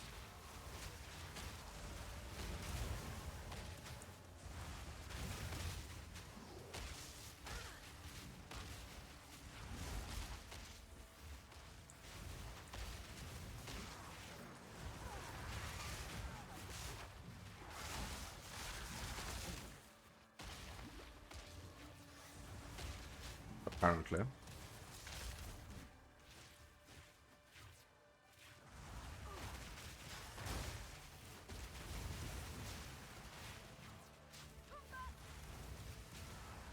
Shit. These poison spitters, they are dangerous. Or dangaroos.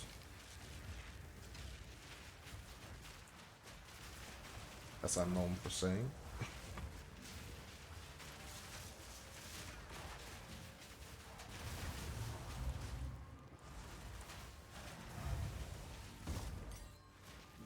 yeah, I'm gonna do this little research here on my deliriums, and I will be having a lunch break. And then I'm gonna be back, and I'm gonna be doing some Ori. Oh yeah.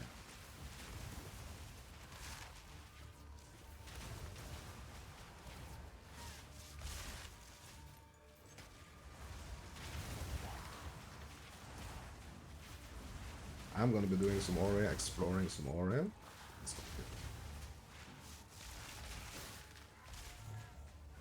And also, I wonder what's actually happening with the another tablet. Nice. What's actually happening with the like no rest for the wicked?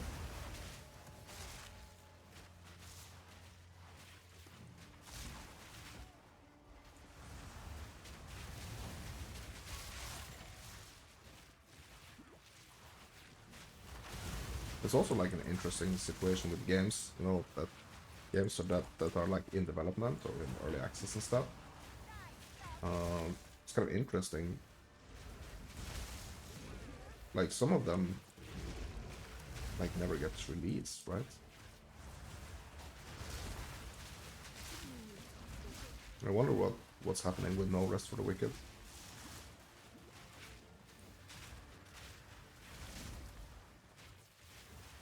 I'm really wondering what's going on with that game.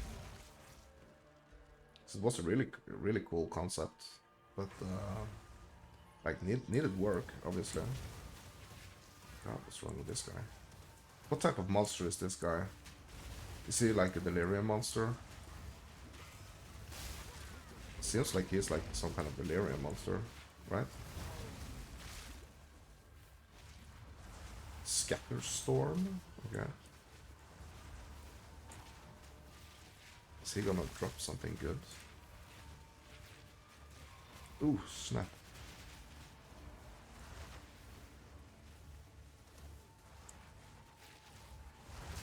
I'm just gonna keep my distance here.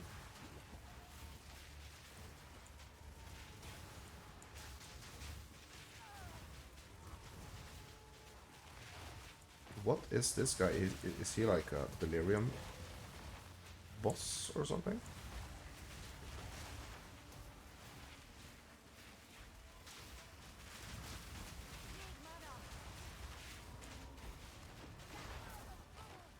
And what's he gonna potentially drop?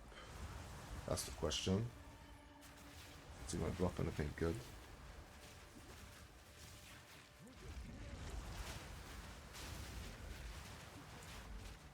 Hopefully he is. Because that's gonna be like some info for the research. That if you are in the Delirious or map, that's where you are like affected, you have affected it with some delirium modifiers, you will get a guy like this, and he's gonna drop nothing.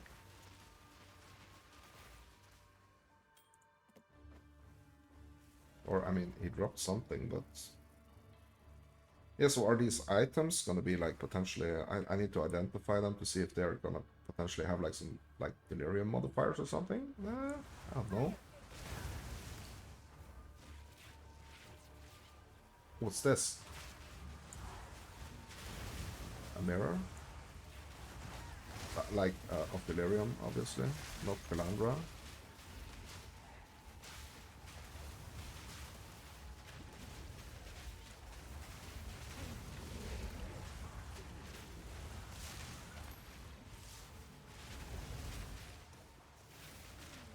Did that like start a delirium, or what's going on now?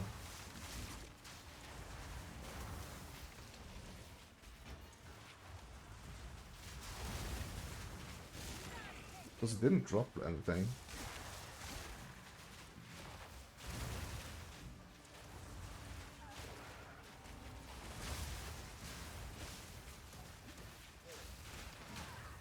Right?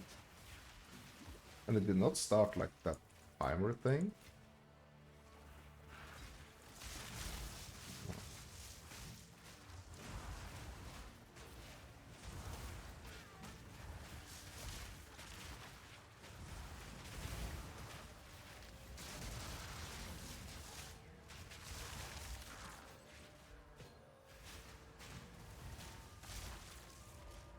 It's interesting. So why did I pop that? I mean, did something happen when I popped it?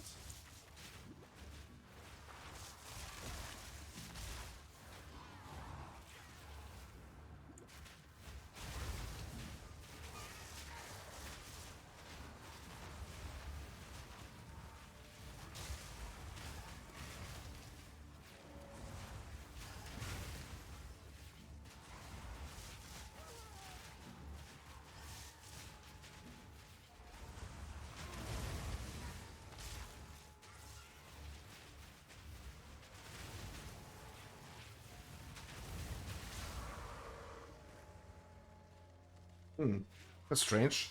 Another one here.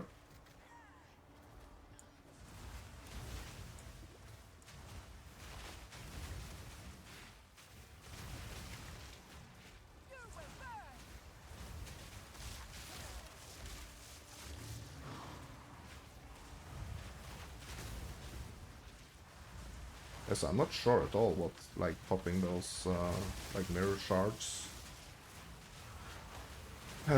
if they're actually doing anything.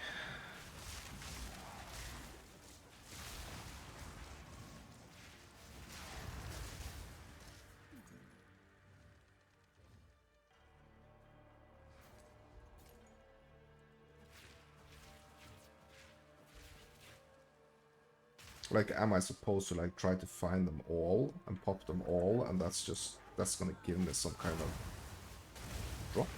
Or... that would be great if that was the case. Hey, Arch! What's up?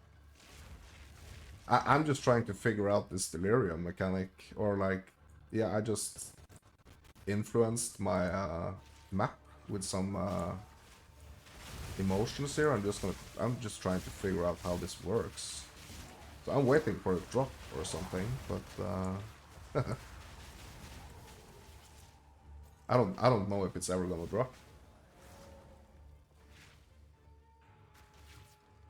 So I'm kind of like trying to locate all these like shards, delirium shards, or these like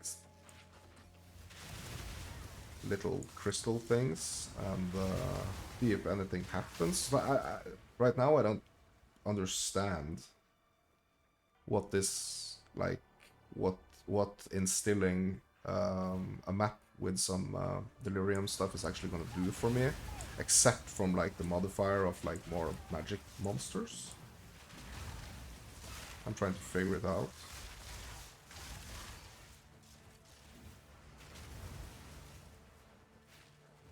Let me in on some secret info if you have some touch.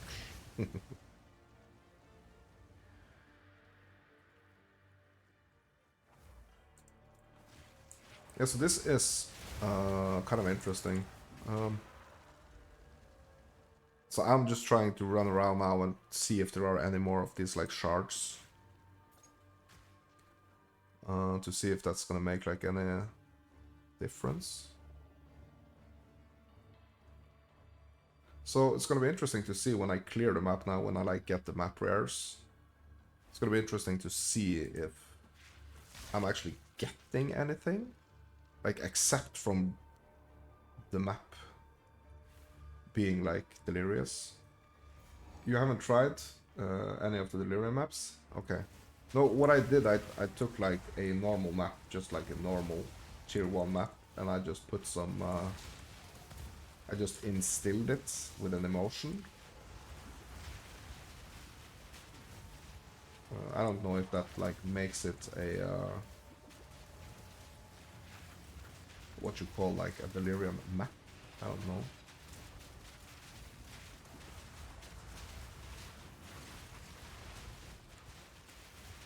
No, so I'm trying to figure out what instilling a map with like a delirium modifier, what it's actually doing. Okay, so the map is complete. Okay, so that did not give me any like delirium drop or anything. So I'm just gonna try to full clear here and see if I like missed any of the. So I'm just trying to figure out what the point is of like instilling it. I think I've pretty much done everything, so I'm just trying to wrap my head around. Oh, there is one, there is one, there is one, okay. Maybe this is the last one.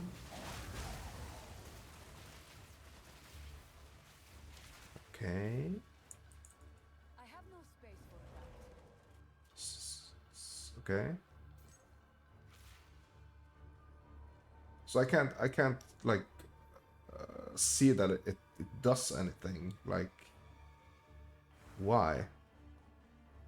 Why am I even? Why should I even like do it? Maybe it's because it's just like such a low chance, like 7% delirious. So let's say I'm 100% delirious. What's that gonna like?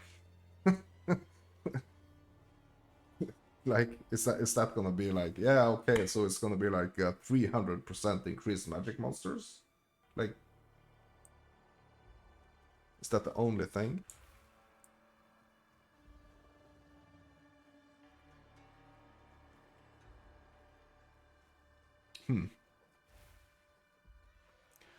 Yeah, so I don't feel like I got a lot wiser from this run.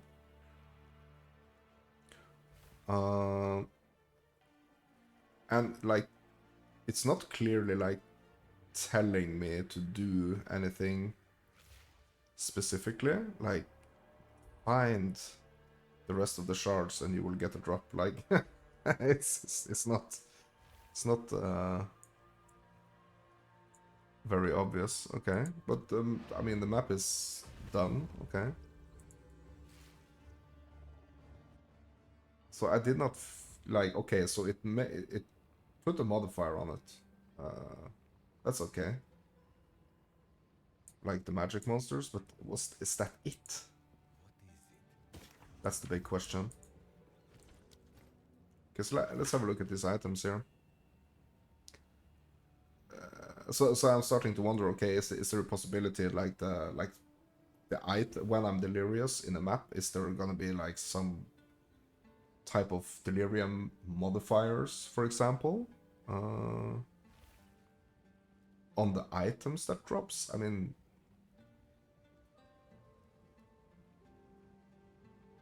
okay, and I got these like a couple of tablets.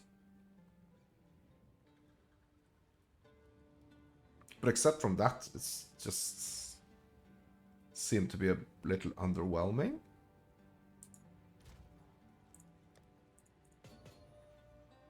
To be honest.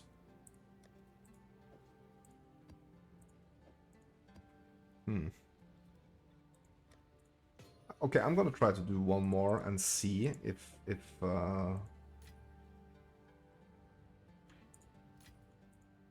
just to see if that's gonna like if I'm gonna get any wiser.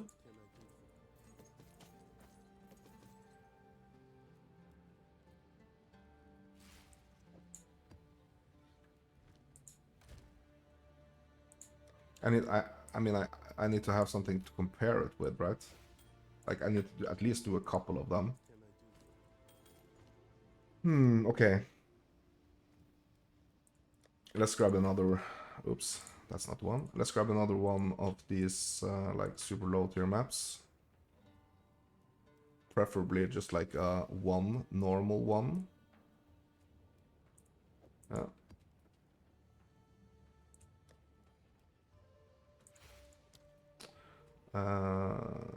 Delirium.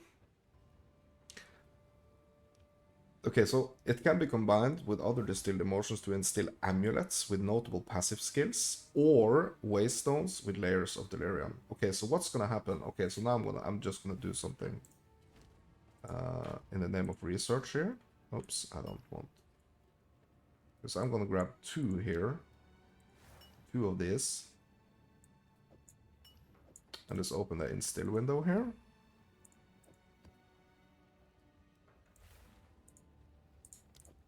Okay, so first we're gonna do one. Okay, so that's gonna, what it's gonna do for me is that it's gonna give me 20% increased magic monsters. That's fine, I understand. But what does it mean that I'm 7% delirious? Okay, so now it's just doubling, so it's 40. So when I put in another one, it's 40% increased magic monsters, and players in area are 14% delirious. Okay. So I'm gonna remove these. I'm gonna have a look at the other ones.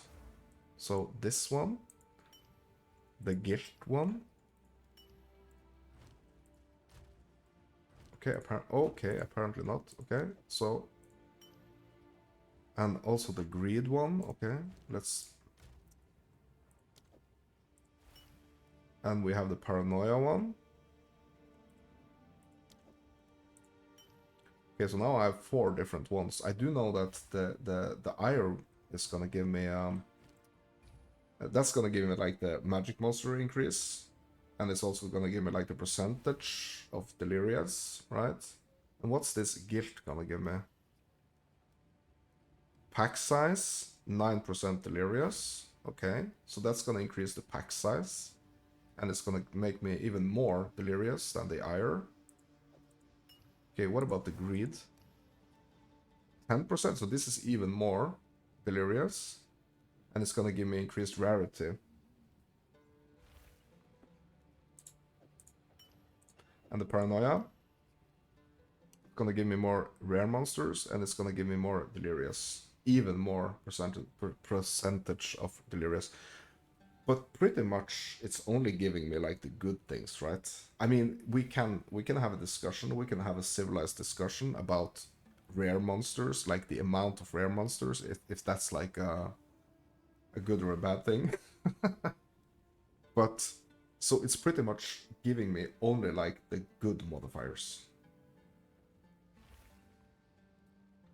right? Pretty much only the good modifiers. Okay. So I can put up to 3 of these in here. So let's try to do that. So I'm gonna do 1 of this one. That gives me a 20% increased magic monsters and makes me 7% delirious. I'm gonna put this one in. It's gonna increase the pack size. It's also gonna increase my delirious by 16% delirious. And also let's do the greed one. Okay, so this is gonna give me 8% increased rarity. It's gonna give me 8% increased pack size, 20% increased magic monsters, and it's making me 20% delirious. But I still don't understand what it means to be delirious. Okay, so I'm gonna go here.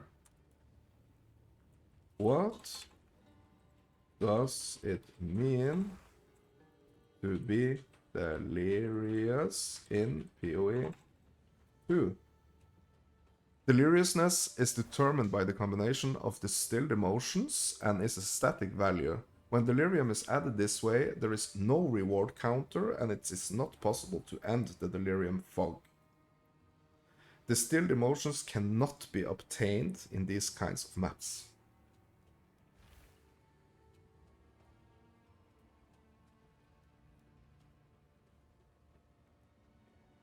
Which pretty much means that the modifiers I'm getting are only positive, and like the negative, like the downside, is that the fog is actually there in the map.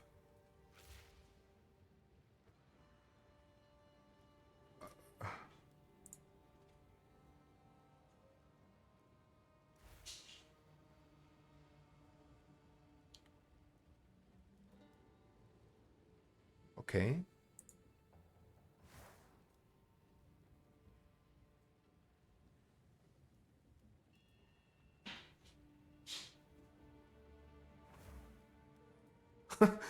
Here's a question. Does delirium increase quantity of POE?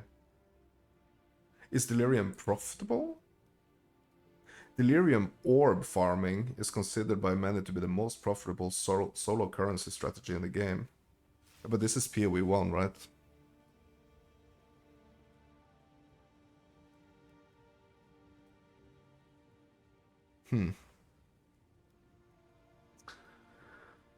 Okay, so pretty much the only thing that these like instillments is gonna do for me is like, I mean, it is the positive like modifiers, that's good,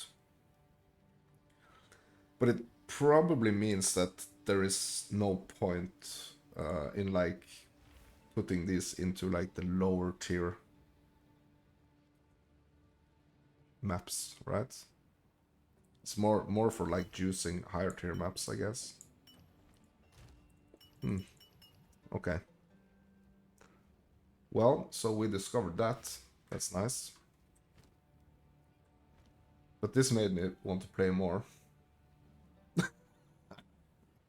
made me want to do some more research here. Okay.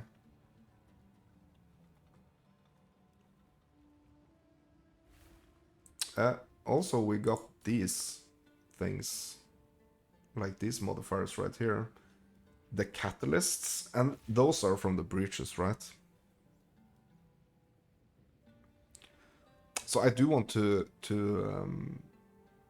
try to discover what this does as well. Adds quality that enhances mana modifiers on a ring or amulet. Replaces other quality types. Okay, so let's just go in here and find a ring with mana modifiers.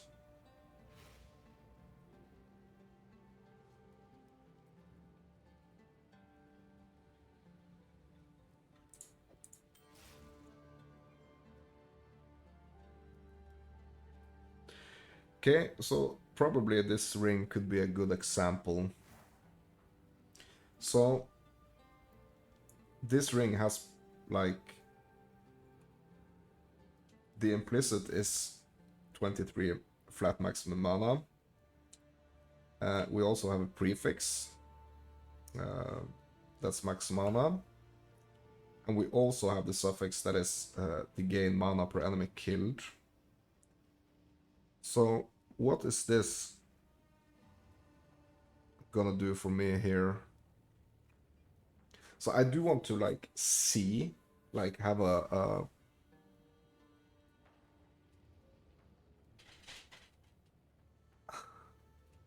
so how can I do this? Like, okay, I can do like this, right?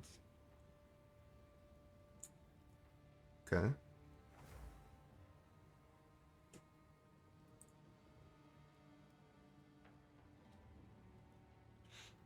Let's see if I can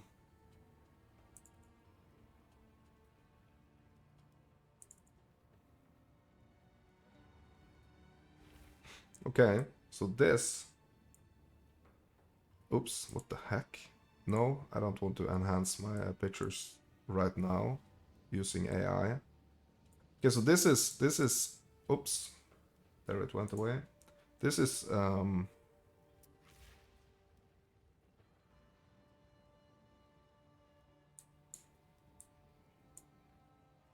this is how it is now. So now I'm gonna,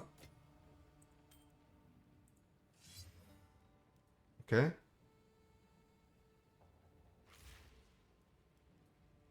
So plus 2% quality of mana modifiers, okay. Plus 2%. I mean, it didn't do a lot, right?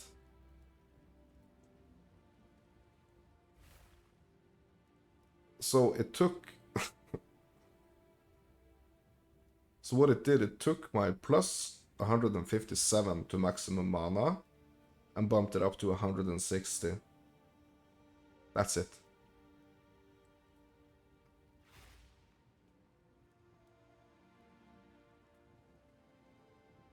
Okay. That's it.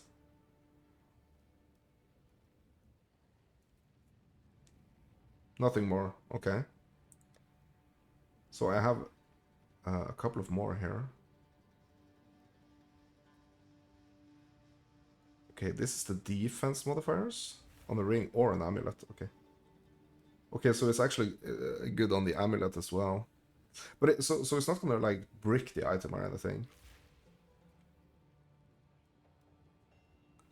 Okay, so do I have any like defensive? Yeah, so I guess my energy shield is a defensive modifier.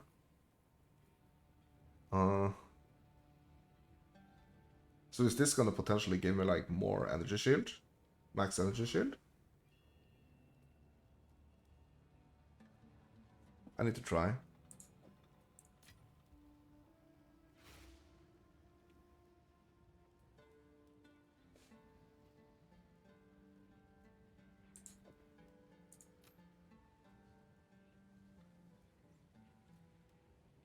Okay, I'm gonna do the same thing here.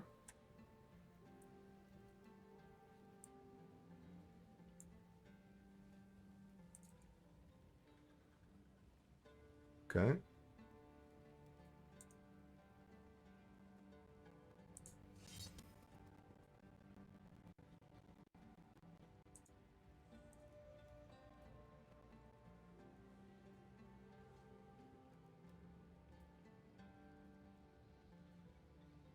Did nothing. Right?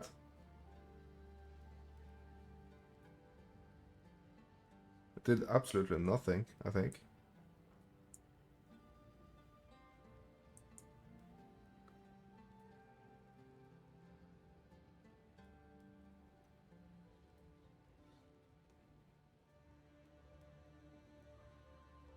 Nothing. Okay, so I guess that none of the modifiers that I have here are defensive modifiers then. Okay, that was a waste. At least I learned something.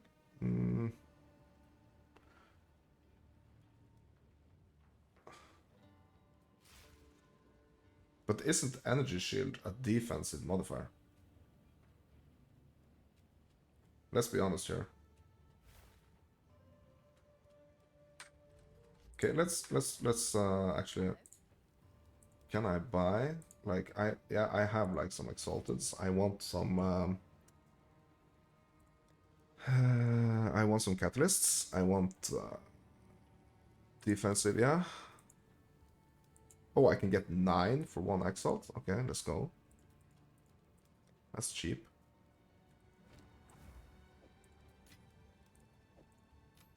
And let's keep trying.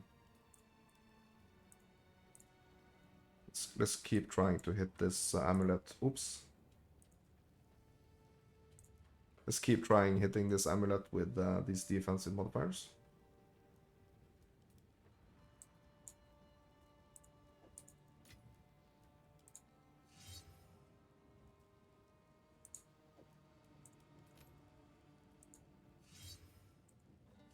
Not doing anything, is it?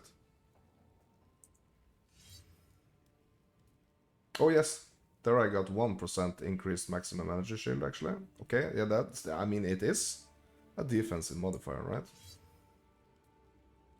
Okay, let's do some more. Okay. Let's get some more of those.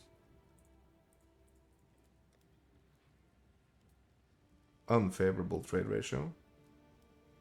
More generous than the market requires. Increase, I want. Okay. Yeah, okay. Yeah, 12 to 1, okay, yeah. Okay. Let's get some more of those. Let's take it all the way to 20%. Okay, max quality. So it actually gave me 2%. I think that's the only thing that it did. Let's have a look here. Let's move this a bit closer.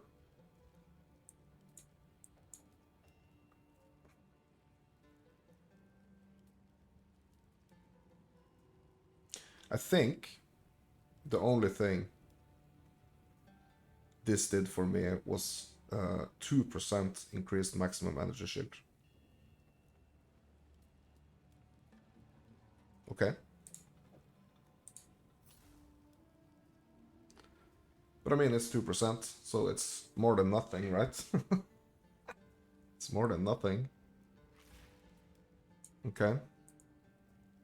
2% more energy shield.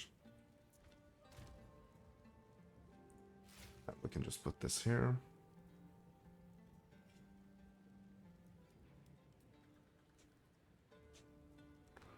Okay. But what other catalysts? Let's see. Let's see here. What? Oh shit. Okay. I got some more here.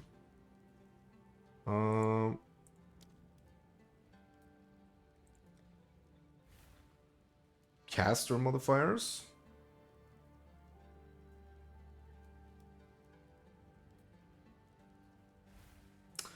Okay, life modifiers. Mana. This is the defensive one, yeah. Attribute modifiers. Fire modifiers.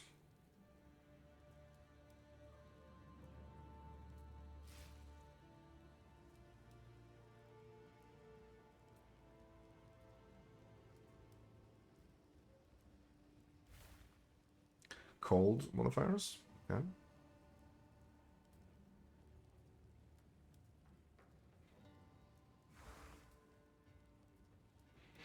Lightning. Physical attack modifiers.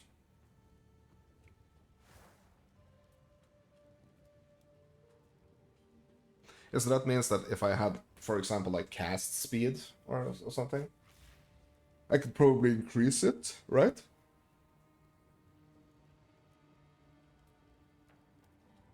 Caster, is that maybe yeah, so that's probably like cast speed, right? Okay, chaos modifiers. Speed. Oh no, it's oh shit. It's it actually has its own, like the skittering one here.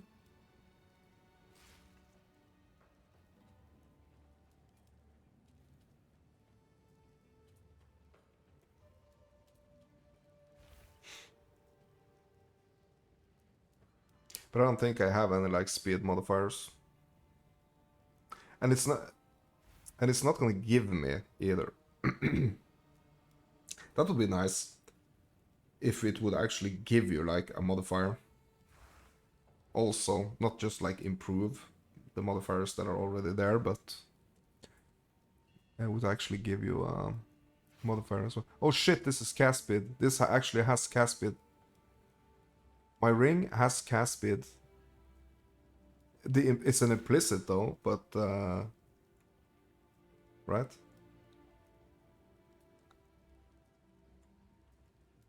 But this can actually increase it, right? Oh yeah, this is more expensive, this shit. This shit's more expensive. Okay, so how much is 10 gonna cost me?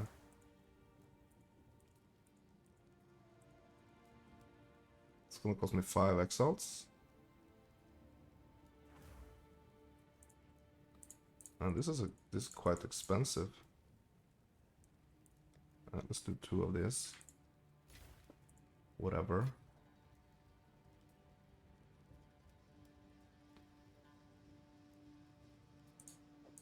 Okay, so I have 8% cast speed here.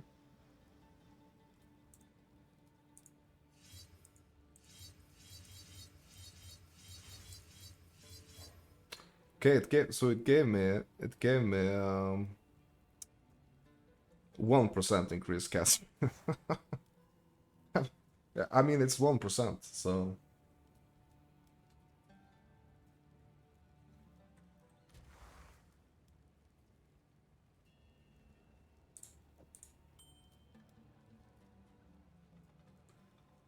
it's something, right? Okay, so that's okay. So that's how the catalysts are working. Okay. I understand.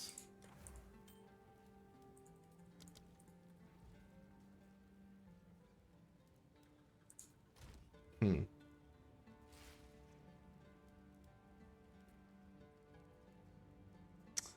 Okay, let's see what else we have here. Okay, these other currencies, I do know what they are gonna do for me.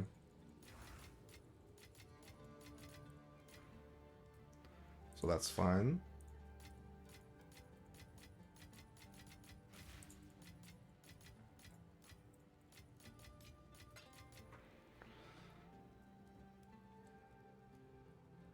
Okay.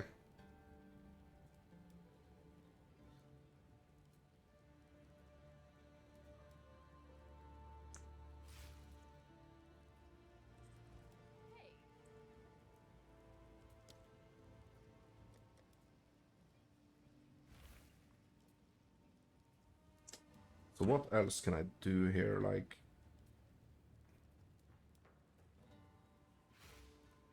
there is no like rarity, I guess. No, no, the catalysts are gonna give me like more rarity, right?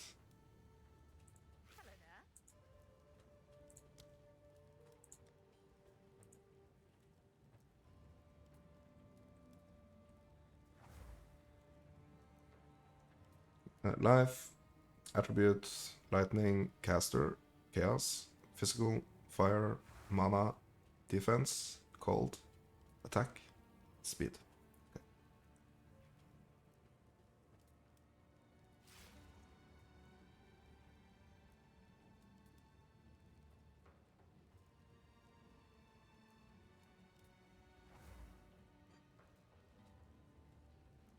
Yeah, I could do some mana regen on this, right?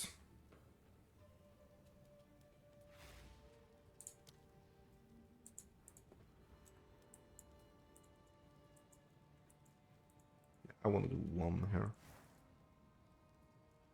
Really?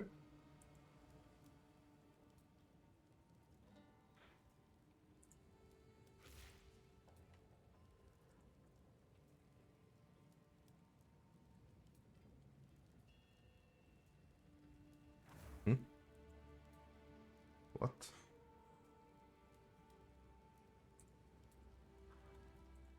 Okay, actually, you know what? I think I'm gonna be good. Like one more percent of like mana regen. I don't think that's like gonna be like an ocean of difference. 1%. Ah. Okay, but I mean it's like minor upgrades, right?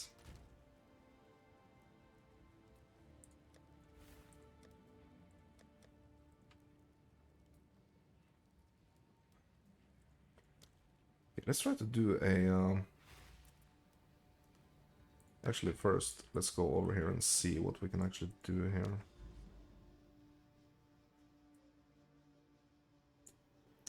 Okay, there is delirium here. Did I finish this Savannah? I'm gonna try to bump it up a little bit. I'm gonna try to do like a higher tier. Like to see if I get some, can get some like more drops. Map complete, yes. That's kind of a bummer also, that you cannot get like when you are delirious in a map that you can't get like more of the emotions.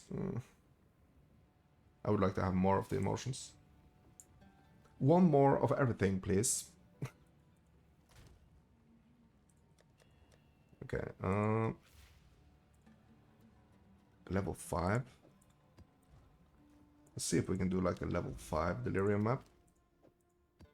It's the Vault Factory, blech. Okay. Let's do it. Let's see what's the difference like of potential drops like from a tier 1 and a tier 5.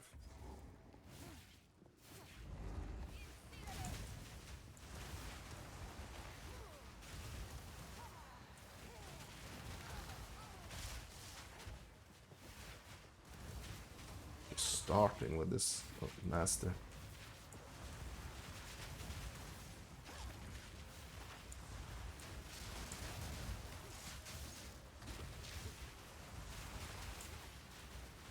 Yeah, I need to clear like this initial area here.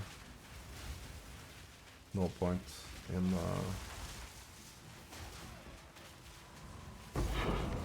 okay.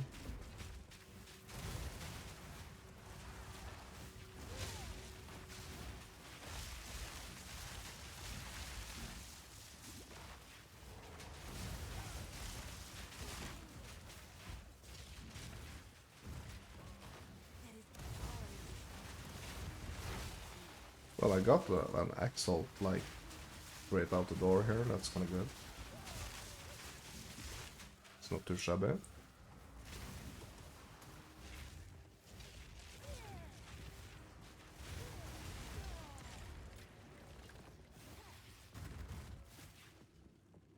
Okay, let's pop this.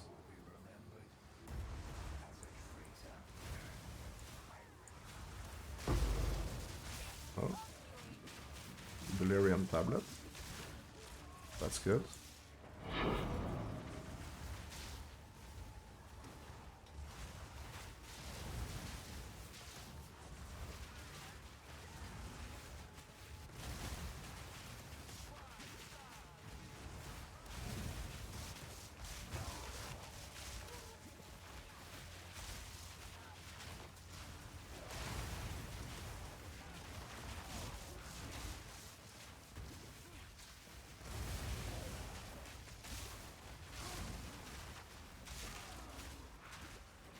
Frozen.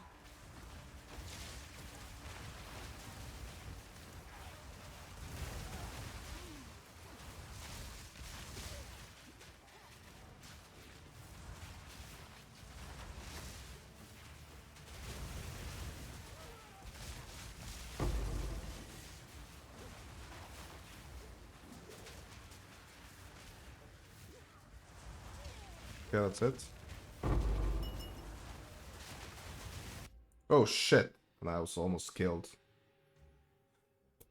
But I'm fast on the logout. I'm super fast on the logout.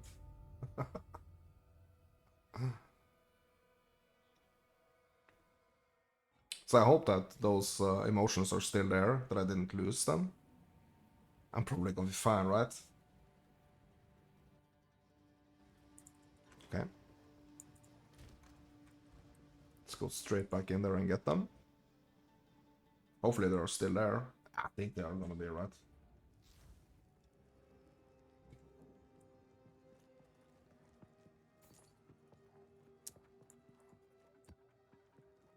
I hope. They are not marked on the map. Oh yes, there they are.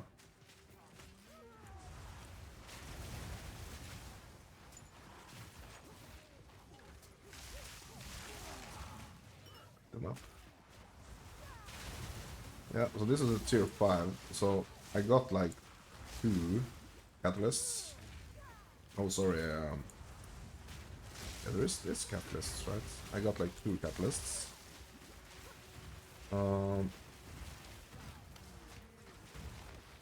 So there is a little difference. Like it is gonna be a little more.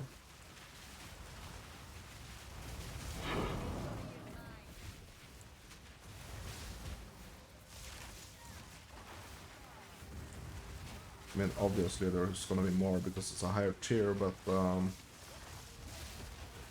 like that's not the greatest difference from like 1 to 5, right? From like tier 1 to tier 5.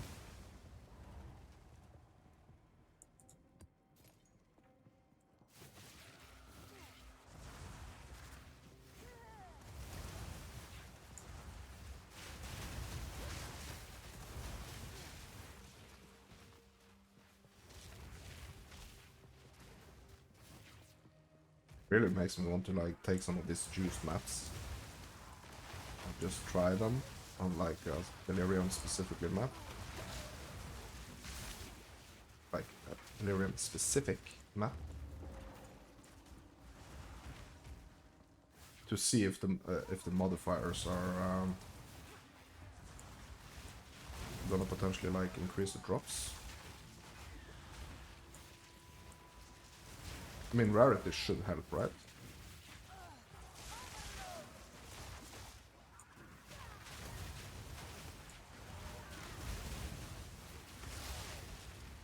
So maybe what I ideally would want to do is like juice a map with like the modifiers, like only the positive, with actually modifiers that I'm getting from like a Delirium, and then going into a map with a Delirium in it, right?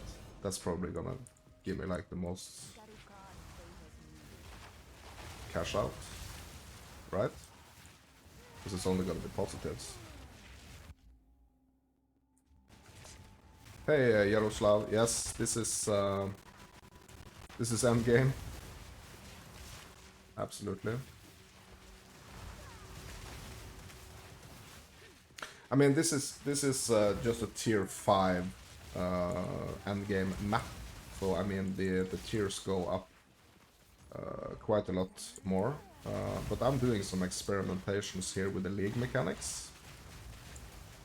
So that's why I'm in like a little lower tier here.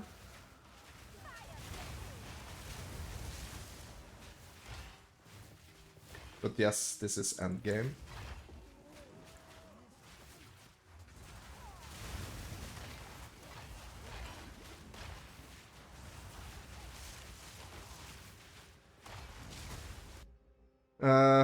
Yeah, you get me. You bet there is a kind of an endless scaling system or something, but rather curious if this set of abilities and etc. is what to expect at top tier, so to speak. The thing is, like this is a build that I made from scratch.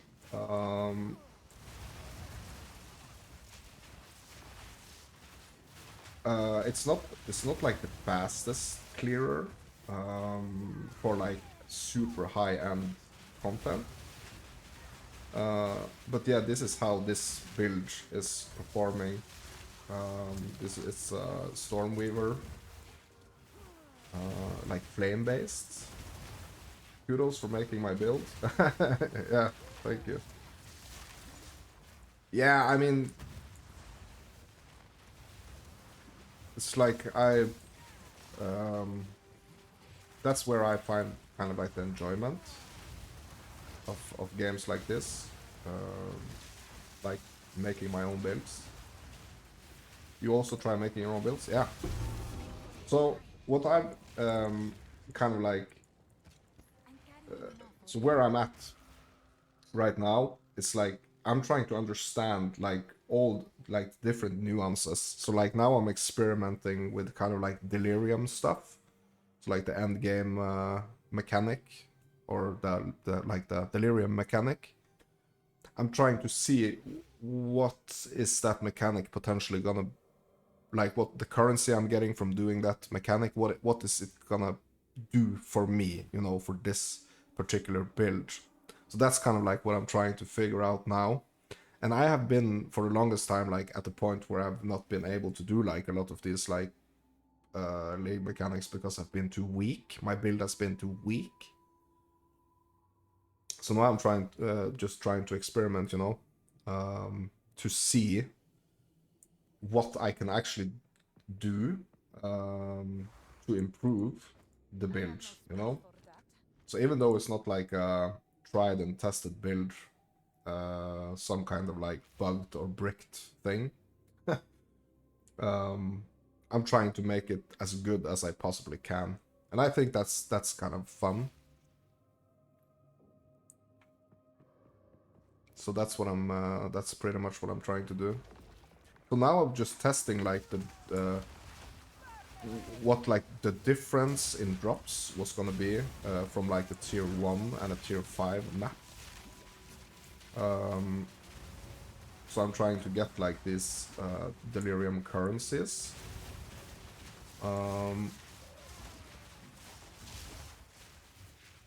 And it was not like the greatest difference. I mean, it was like a double amount, so I would get like 1 catalyst from dropping from like a tier 1 delirium, just like a normal tier 1 delirium. And now I got like 2, but there were 2 different ones from like a tier 5. So I guess I should be trying to do like an even higher tier, maybe like a tier 10 maybe. A tier 10 delirium encounter, and see what the difference is gonna be there in the drops.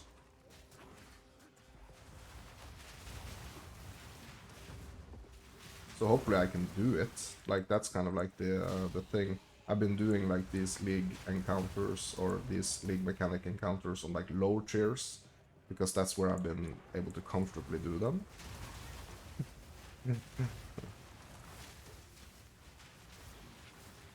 Uh, if I would say that this game allows me to make my own build,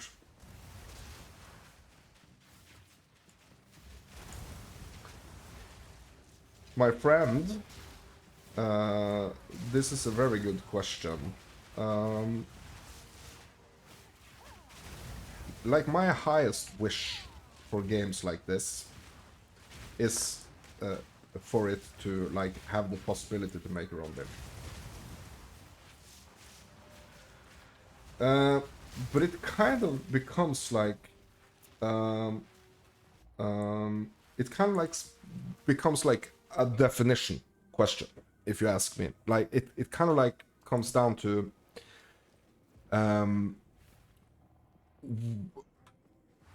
how detailed do we want to make it? Like how customizable, if you understand.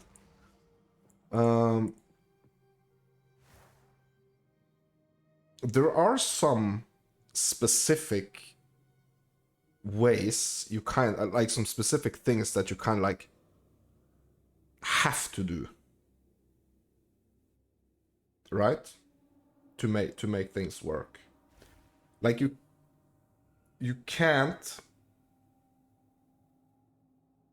you can't like I mean let's take an example. Let's make an example here. So I had this idea that I wanted to first of all that I wanted to like finish the campaign on this specific, like I called it a fire sork, like my fire sorceress.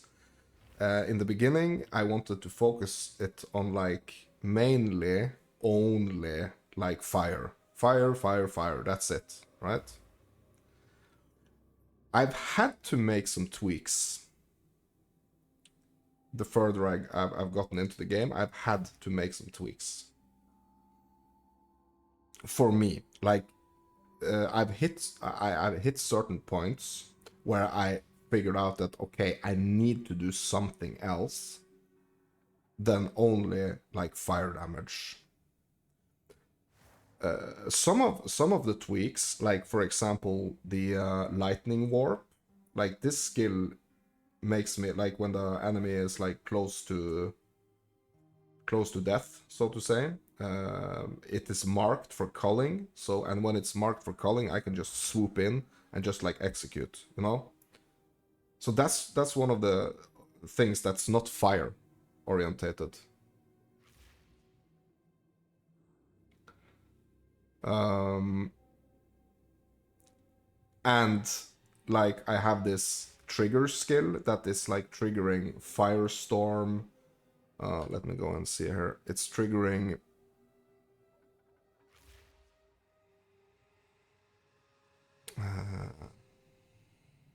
yeah, it's this cast on minion death here. It's triggering the comet, it's triggering the firestorm, it's triggering the lightning conduit. So like it's triggering a cold spell, it's triggering a lightning spell, and it's also triggering a fire spell.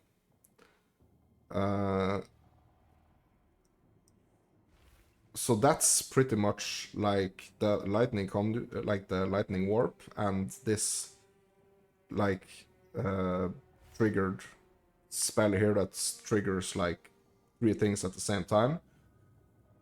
Those are the only things that is not strictly fire, you know. So I've had to make some tweaks. Like I wish I could make it like 100% fire, like only fire, but that's just not gonna cut it, you know. I need something. So now the build is at the point where I feel like okay, you know. But I had to do something other than just fire. Yeah. Like, you got to be honest, one of the reasons you're asking this is everyone is running this leaping build from what you've seen. Whether they are rangers or warriors or something else, they are doing the same, you know? Not judging them for it. Yeah, it's so you have like these meta situations, right? Where there is this one thing that's really good, and it's like everyone is doing it because they want to, you know. I don't know why. To be honest with you, bro, I don't know why. I don't understand why you would do that. Like, why? What's the enjoyment in that? Because you are not learning anything. I'm thinking you're just like, you know, zooming through everything, and yeah. So to me, it's a learning process. I mean, I might get to that point one day, maybe, when I'm like, okay, I just want to play like the best thing. I just want to get like the best things or like the meta thing straight away and just like, you know. But right now, no. Okay, so you hear me? You kind of like the kind of magic that's collectively called arcane in World of Warcraft. Yeah, you had to go out of your way. Yeah, yeah, I had to. But at the same time, I mean, that doesn't. That's not necessarily bad, you know. It's just um, tweaking things in like a direction. So, for example, the lightning warp. It's like I really like it. There is no like fire traversal skill that is potentially, I think, like a flame dash or anything. Like that would be like the equivalent to it, like if it was a fire skill, right? Like a flame dash or something. Um, but to me, it was like the challenge in itself, right? Like, okay, can I do this? Like as a strictly fire, like that's the challenge. And if like I have to make some tweaks along the way, yeah, okay, sure. But try to, yeah, keep it fire. Yeah, and you also have like you had this like a spark thing. You had this spark build for the longest. It was like zooming everywhere and just like doing the spark, like small lightning bolts all over the floor and everything. That was also like a meta thing. Yeah. But bro, I'm not been playing World of Warcraft. Fast clear, you suppose? Yeah, I mean obviously, yeah. It's a fast clear. Um, and I mean that's fine, but I think it's more fun and interesting to kind of like figure out how to get like how to become a fast clearer with a build that you are running. Like, I mean, there are certain things you have to adapt to, like certain things that, okay, yeah, this you have a certain amount of and a certain type of like skills. Like you have these fire skills. Like I can't make my own fire skills. Like I have the skills that are already in the game, but it's like how can I take what's already there and like use it how I want to use it, you know? But I've not been playing a lot of World of Warcraft, bro. The arcane in World of Warcraft. What's the deal about the arcane? What you mean? Is it is it like different, or is it like one type of magic, or is it like you mix different types?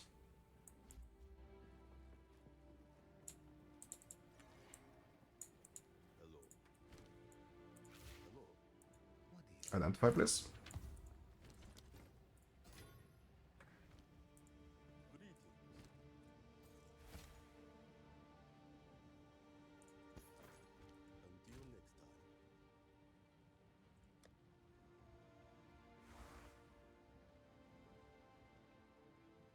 Yeah, arcane is a school of magic, pretty much your typical magic conjured out of thin air, not linked to fire, ice, or other elements. Yeah, okay.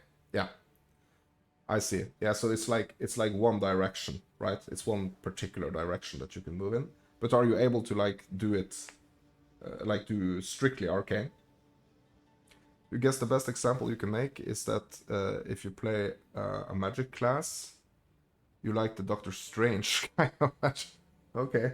Yeah. Yeah, yeah, yeah. I see, I see. Yeah, non-WoW example, yeah. Mm-hmm.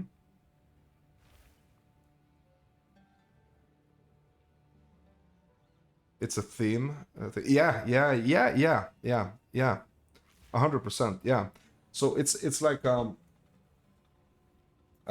know, POE is well known for having like uh the player being able to like optimize like min-max whatever uh thing you're focusing on, right?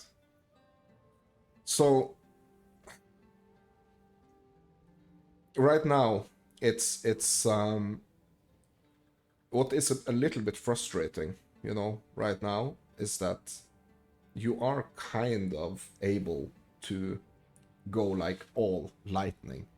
Like that's a spark thing and everything, like strictly lightning, right?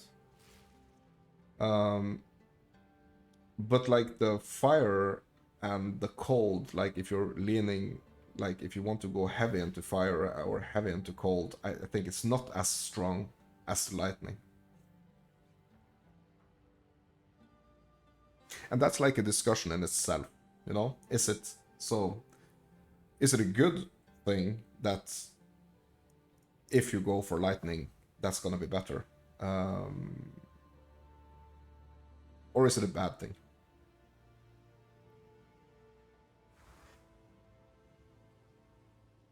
Would you say the meta changes at a good pace? You mean the game has been out for only like 1.5 months? Yeah, it's actually 2 months tomorrow on the date. Maybe it's too early to say. Well, that's a good question. Um, if the meta, I mean, since I'm not really involved in the meta, like I'm not playing the meta, it's kind of hard for me to say um, if I think it changes at a good pace. A good pace. So since I'm not taking any part of like the meta, if you understand, it's hard for me to say what I think if it's like changing. Yeah, what I really think is that there kind of like shouldn't be any meta, if you understand what I'm saying. I would really like it. So I remember that there was this big thing with like D4, so Diablo 4. I mean, I played it a lot. I played all the six first seasons. Season 7, I just logged in. I was in there for 10 minutes and I logged back out and I uninstalled. But anyway, so a big thing in Diablo 4 was uh, the PvP thing. So I think a lot of people like wanted the PvP thing in Diablo 4. They wanted that to be like a good thing, right? They wanted to be like an aspect of the game that was really good, but it was really hard because things were not balanced, right? And but also it's kind of like a tricky situation because you don't want to go to you don't want to put the game in a situation like where it's like no matter what you play it's gonna be exactly as strong as, you know, it's still gonna be like you're still gonna be reliant on like combos and everything. So but it's that's kind of like a tricky thing, you know.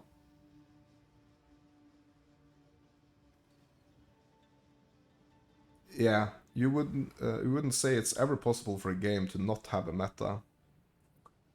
Yeah.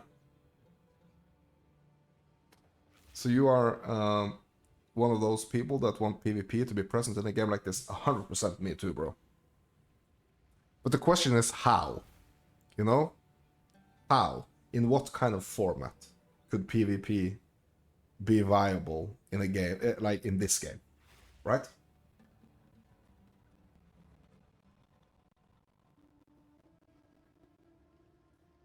It's pretty hard to balance, yeah.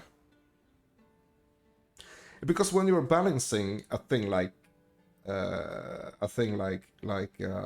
PvP, right? it has to be it has to be so that, let's say me and you, we are playing, right? So I'm playing Stormweaver, this build I'm playing right now, and you are playing a warrior, for example, like a super tanky armor, super tanky. Like that would seem like, okay, that's unfair. Like that's not a match that you can, you know. That's not a good thing. Like you have to play a warrior against a warrior, or like a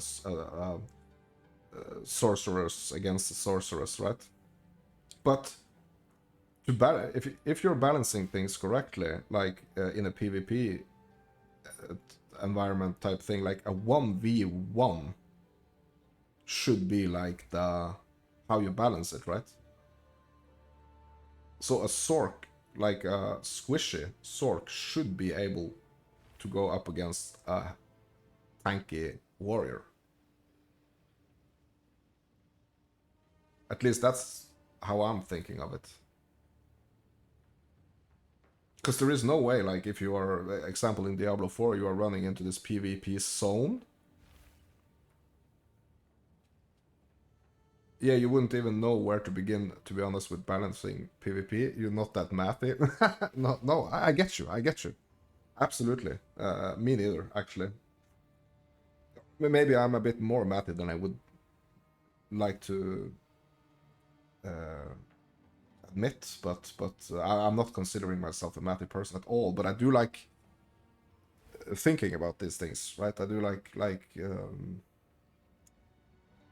thinking about these things, like the concepts of like I'm not trying to find I'm not trying to find a solution to how to make it work, or I mean, I am like when I'm making builds, I'm trying to find the solution to make the build work. But like when it comes to like a big theme, like the like PvP in a game like this, it's more like I know that I want it to have like a PvP mode function type of thing, but I think like I would really like like big fights, you know, like big fights, like you are a certain amount of people, you know, on a team, and you are kind of like working together, objectives.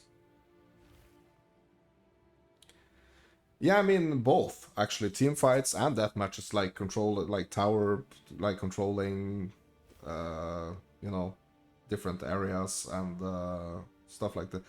Think that's great. Like every single like mode where you have to go up against, um,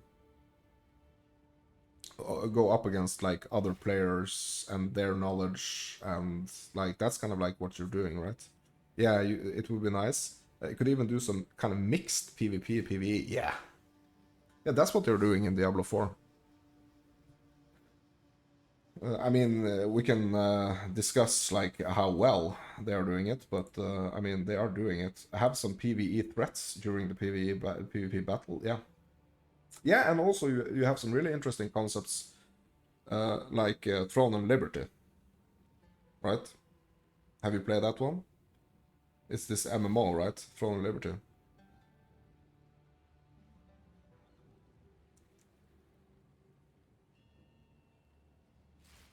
Throne of Liberty has this PvP and PvE combo. Like there are some bosses.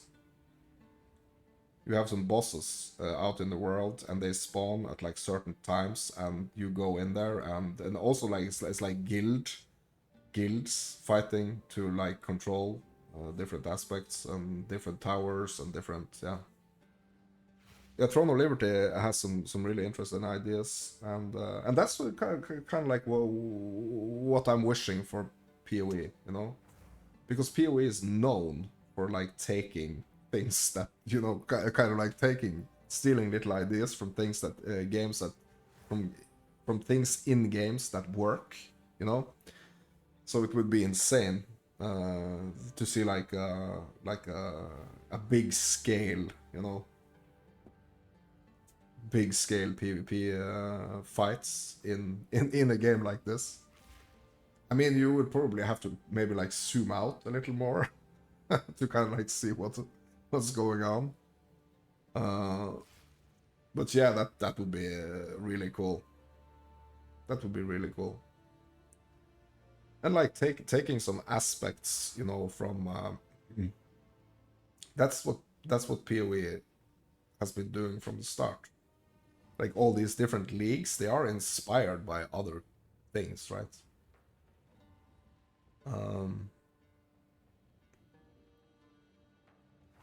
But I don't know if we are ever gonna see like that kind of PvP in POE. So yeah.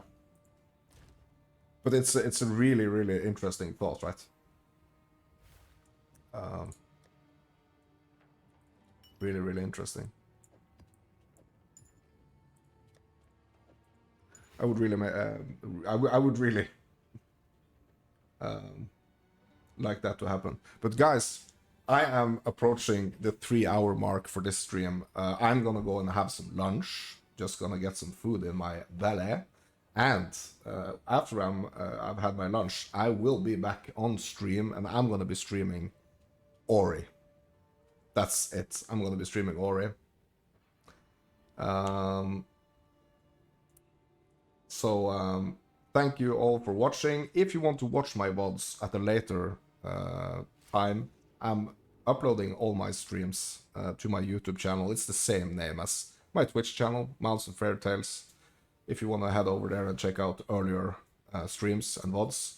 And if you want to stick around after I take a break, for you guys watching live, that is, I want to have a little break, and I'm going to be playing some Ori after my break. You drop by if you're back home in time. Okay, Yaro. Thanks for hanging out. Thanks for chatting, and I will see you later. Thanks for watching. See ya.